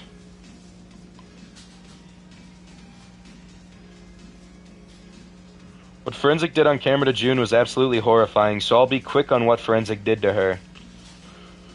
First, he cuts off her arms with a scimitar knife. A scimitar knife, you say?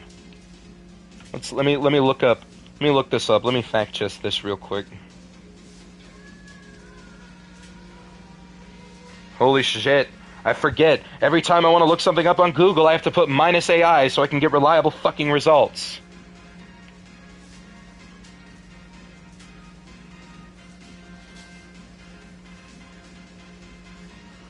An assortment It's a general term. It does not refer to one specific sword type. It's an assortment of different Eastern curved swords.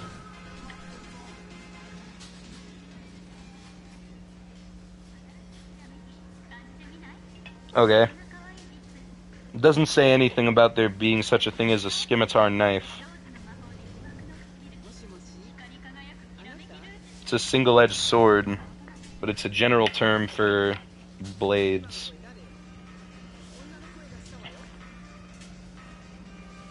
After that, he proceeds to cut off her legs with the same cleaver, and starts skinning her. After minutes of skinning, she dies, and Forensic cheerfully says, "Oh no." He opens her guts out and starts eating them. After 20 hard-to-watch minutes, he finally stops. Thank God. After that horrifying scene, Danny from the TV movie comes in crying and sets Happy on fire. Why didn't June just lock in? Why didn't June just lock in and, like, do the Viltrumite open palm move on Happy and, like, pull out all his guts? Or do it on Forensic? Just, like, lock in, June. Just pull out the open palm Viltrum kill move and pull a Conquest. Right on Forensic. Just lock in.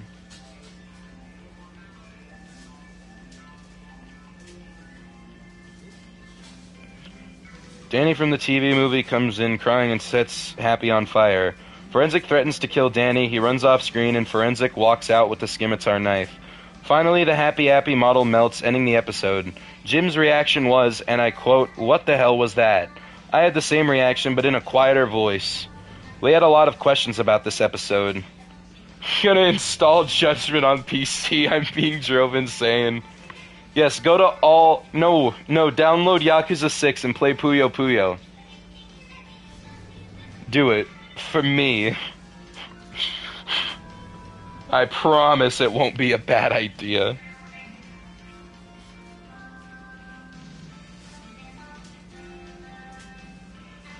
That matter, did Forensic really make the episodes? I don't know, and we really don't want to know. Only... No, God, no. The only thing saving me is the infinite wealth grind canceling out the insanity. Yes, because 2 insanities make a stable person.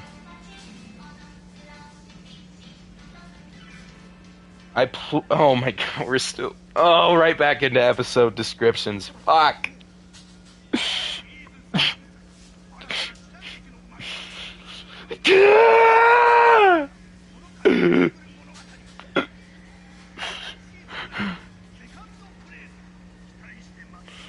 I played Nuxic, which was actually called Happy Goes Bonkers. It starts out with a girl forming Happy into his normal shape, but drops a garrote wire next to Happy. Happy grabs the wire and off-screen cuts her throat open with it. After that, he says, "Hey kids, I'm going to kill Danny." The rest of the episode is Happy going around using disguises to try to kill Danny. They include the spacesuit from Happy in Space, the costume in Happy Goes to the Circus, an Octavius Orange and Dairy Berry skin. Somehow Danny finds out that Happy is trying to kill him. After the 5th attempt, Happy, like the title says, goes bonkers. He rants to the camera at how he never has his way. After 5 minutes of ranting, he stares at the camera motionlessly and the episode ends. I said to Jim that we would watch the next third tomorrow, and so I left. The next thing is, though, as I left, I swear I saw Forensic walking up the street, but it was so dark that it could have been someone else. Happy is so fucking descriptive, I forget he's a goddamn clay apple on a rusty stick. We completed the first fucking third of this nightmarish endurance test. Oh.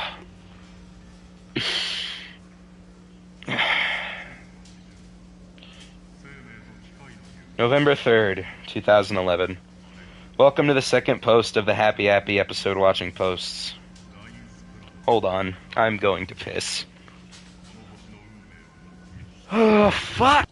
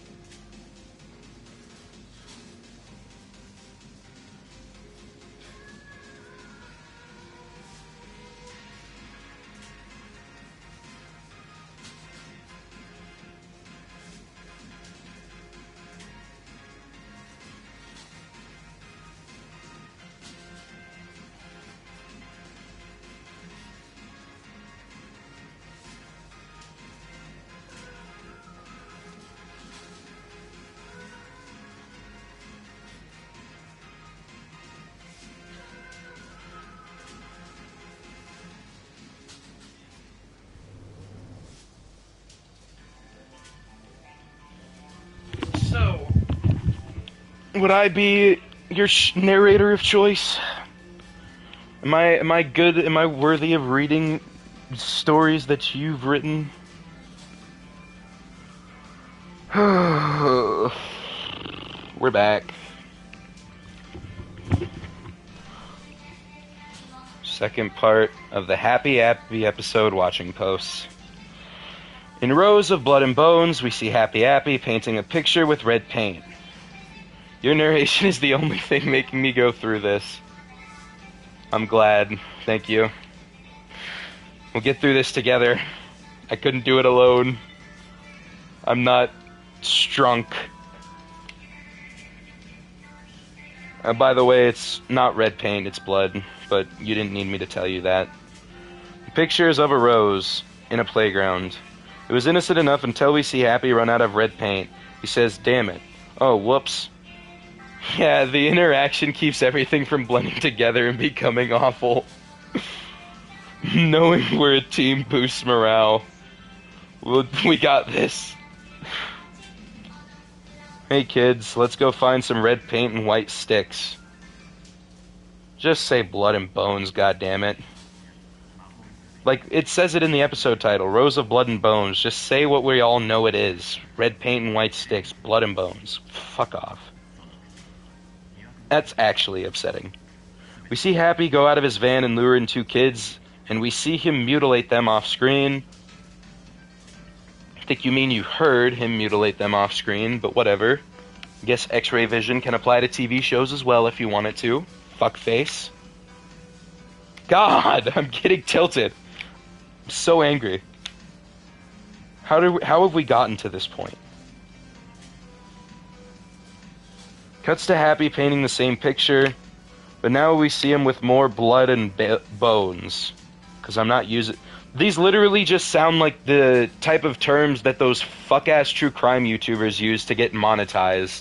Because they care more about money than covering these serious stories.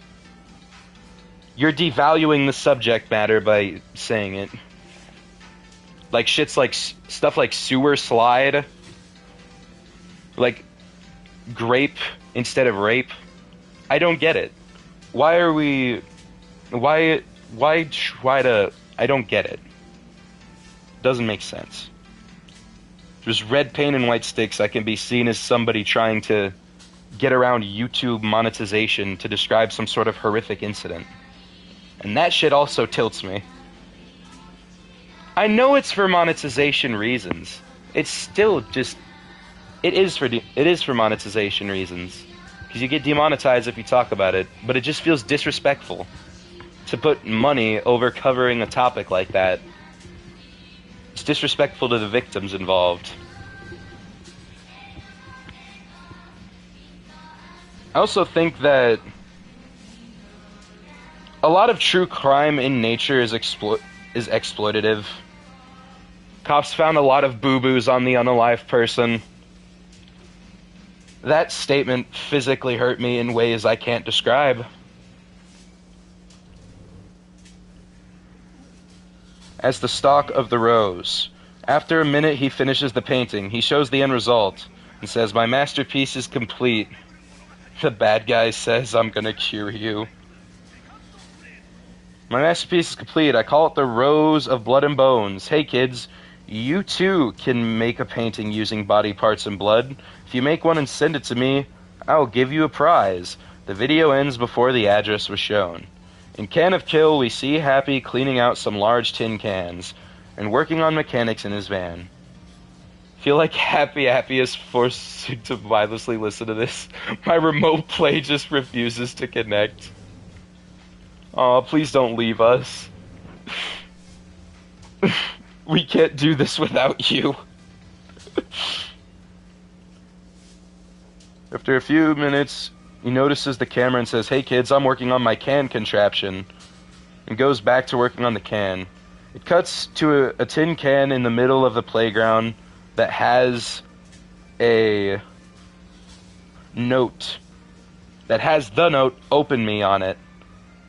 Happy EMP. Oh, that's so funny because I know one of the scenes that's coming up is fucking hilarious. Whenever someone opens the can of Kill, a spray bottle pops out and sprays the kid with poison. This is my best invention ever and should get me a Nobel Prize. Well, mostly for peace. While he is talking his mouth off, we see a kid named Quincy open the can, gets hit with some sort of poisonous gas, and gets knocked out. Happy notices Quincy's body and say, "Hey, it works. You too can make a can of Kill. All you need to do is send $5 to this address, and you can wipe out anyone that hates you." And an address was listed.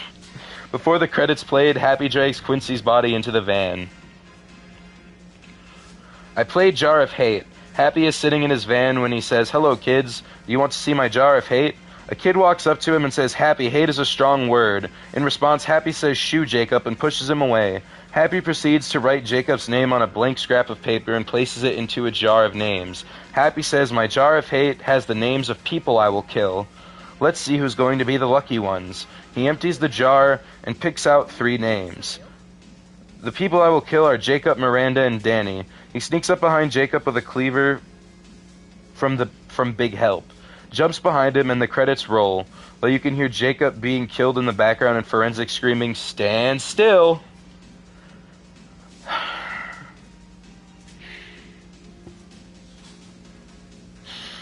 I played Happy's Rising. It starts with Happy healing a kid using a We're still on that.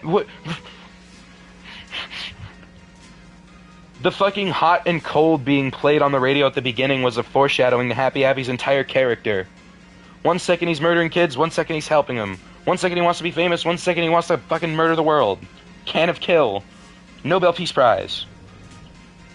Played Happy's Rising. It starts with Happy healing a kid using a bandage. But he says, "Hey kids, wanna come have fun with me and Benny?" Everyone, including Benny, comes running into Happy's van. However, to trick Happy, Benny leaves quickly and silently. Okay, so this is where the comedy comes in. It shows Happy with a hand grenade trick. Of course, the children shout yes. Happy throws a smoke bomb, drops the grenade, and gets out of the van. We see a child scream as the van explodes into thousands of pieces. The scene is very realistic. No, it isn't. A fragmentation grenade is dangerous because of its fragmentation capabilities. That's how you know that realistic, my ass. That's Hollywood as Hollywood gets. It probably would die, though. That is funny as hell.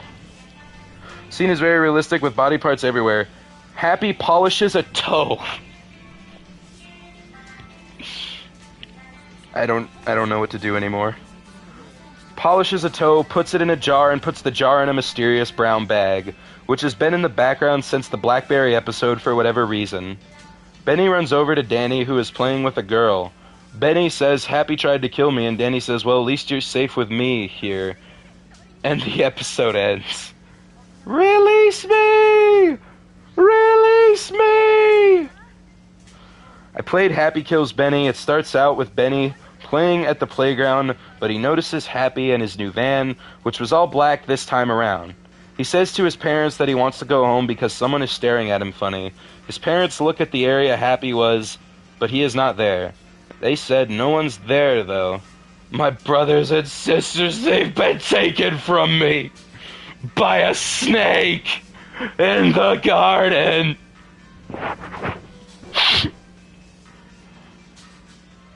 Most realistic snot physics.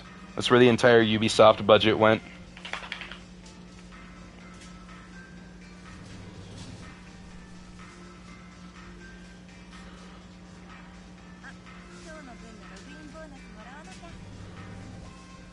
He says to his parents that he wants... Okay.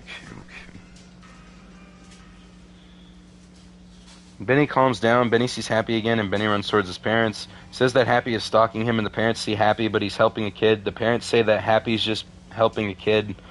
Later, Benny finds a $20 bill. He picks it up, but Happy stabs him. Happy drags the body into his van, and it cuts to the credits with a brutal murder being played.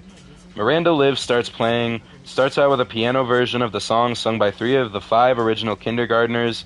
In parentheses, they were presumably in 1st or 2nd grade when the episode premiered. The intro showed clips from Happy and the Oranges, Happy Kills Benny, Camp On, 2 other episodes I hadn't seen yet. It began with Miranda's body on the beach. We saw another kid poke it with a stick, but Miranda mysteriously awakens, screaming loudly. She says Happy is going to pay for what he has done, and runs towards the playground. There's a beach right next to a playground. The bar radio was playing it. Indeed. Runs towards the playground. We see Happy working on another portrait of a rose with several more nearby. Miranda throws open the van sliding door and screams, Happy, I am going to kill you right now. And Happy says, fine, do it. Kill me, just try. You'll end up feeling the wrath of Napoleon. The episode ends. How many times is Miranda gonna die? She's gonna make Donald from Invincible look weak. He may just surpass Duplicate even the Immortal. At this rate, that's the path we're on. Miranda Dies began. Miranda gets a knife and stabs Happy's arm, pinning him to the wall. Happy screams in pain and Miranda says she just keeps using the Lazarus pit. Miranda is going through the Diavolo death loop. Finally have you in my grasp. Now I will do what I have wanted to do for so long. Happy smugly says, what's that? Miranda says, kill you. Suddenly a shadowy figure looms over Miranda. It was none other than guess who? Forensic. He coldly says, the only murder that will happen today is yours. Miranda screams and tries to stab Forensic, but he slams her down on the table Happy uses to cut up kids. At this point, it's quite clear that whoever worked on this episode was an obvious stunt double for Miranda. What? Oh, right. This stupid fucking point. Obvious stunt double for Miranda. What? We're acting out? Okay. Whatever. Nope. So her skin and hair were darker. Forensic brings out the scimitar knife and begins cutting her open. She screams in horror, and as soon as she screams, he's irritated. To stop her screaming, Forensic gets a random piece of wood on the floor and shoves it in her mouth, silencing her.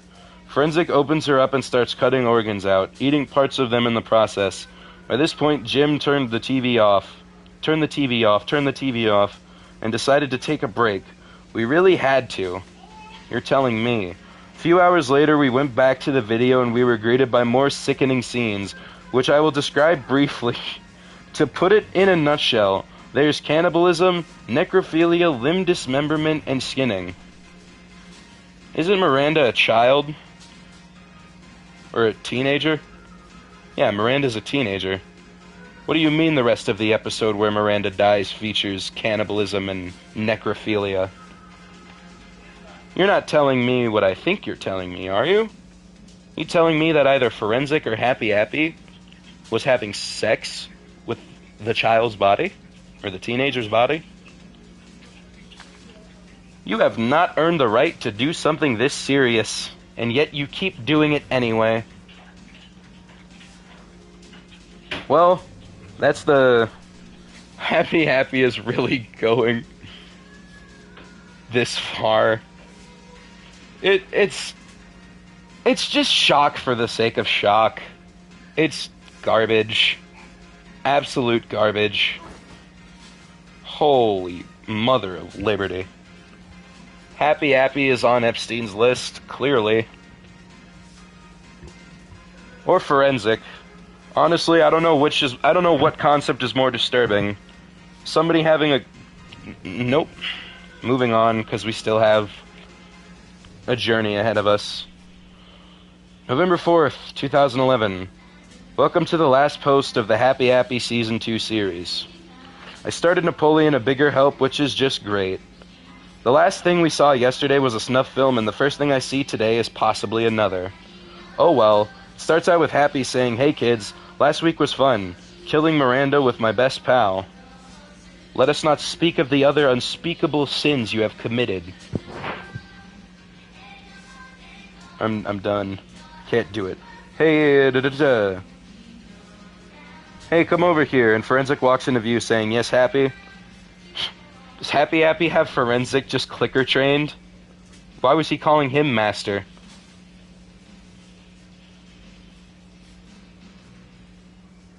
Happy says, you know, we've killed women, but we haven't done any children yet. You just murdered a teenager, not a woman.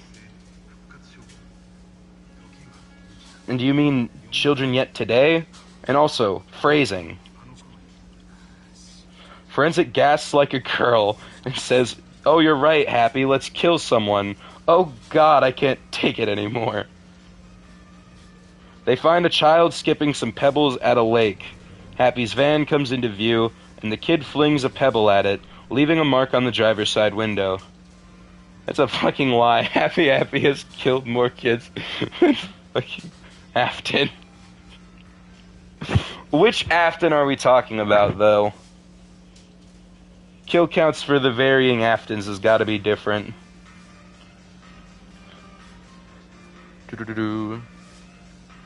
Happy gets mad at the kids, so he shoves him in a burlap sack and goes into his van. Inside, Forensic murders the kid while Happy sits in view. What happened was absolutely horrifying. I'm gonna guess that what happened is the exact same thing that happened the other few times. Except this time to a child. I'll just say this. I'll just say that by the end, the kid only had half of his skin.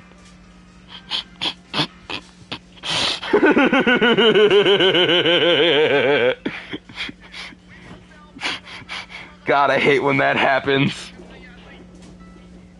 Hate when a serial killer leaves me with half of my skin. Half of his skin, skeleton, and chunks of organs left. And like the Miranda scene, you know why I didn't post what happened. And before you say that I should know Forensic's identity by now, I should mention that during his snuff films he wears a ski mask instead of his gas mask. In fact, it's the same ski mask Napoleon wears in the CSI-style Happy intro. Goodness me, goodness me. More of the same. This is the story that never ends. It goes on and on, my friends. Oh, Liberty. Just gotta get... Oh, no. Just the same slop shoveled down my throat. Ugh. Goodness me.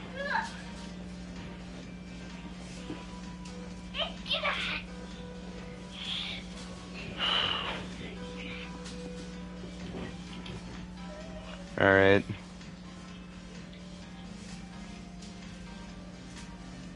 Do you plan to finish today? I have to move my system because a disturbance has arisen. Happy and friend commit child murder, episode 1177. It's fine, it'll just break the stream up into chunks. Bite-sized parts. Keep the word meaner in mind, because that's the episode we're on, just in case the progress gets lost. I will see you all shortly.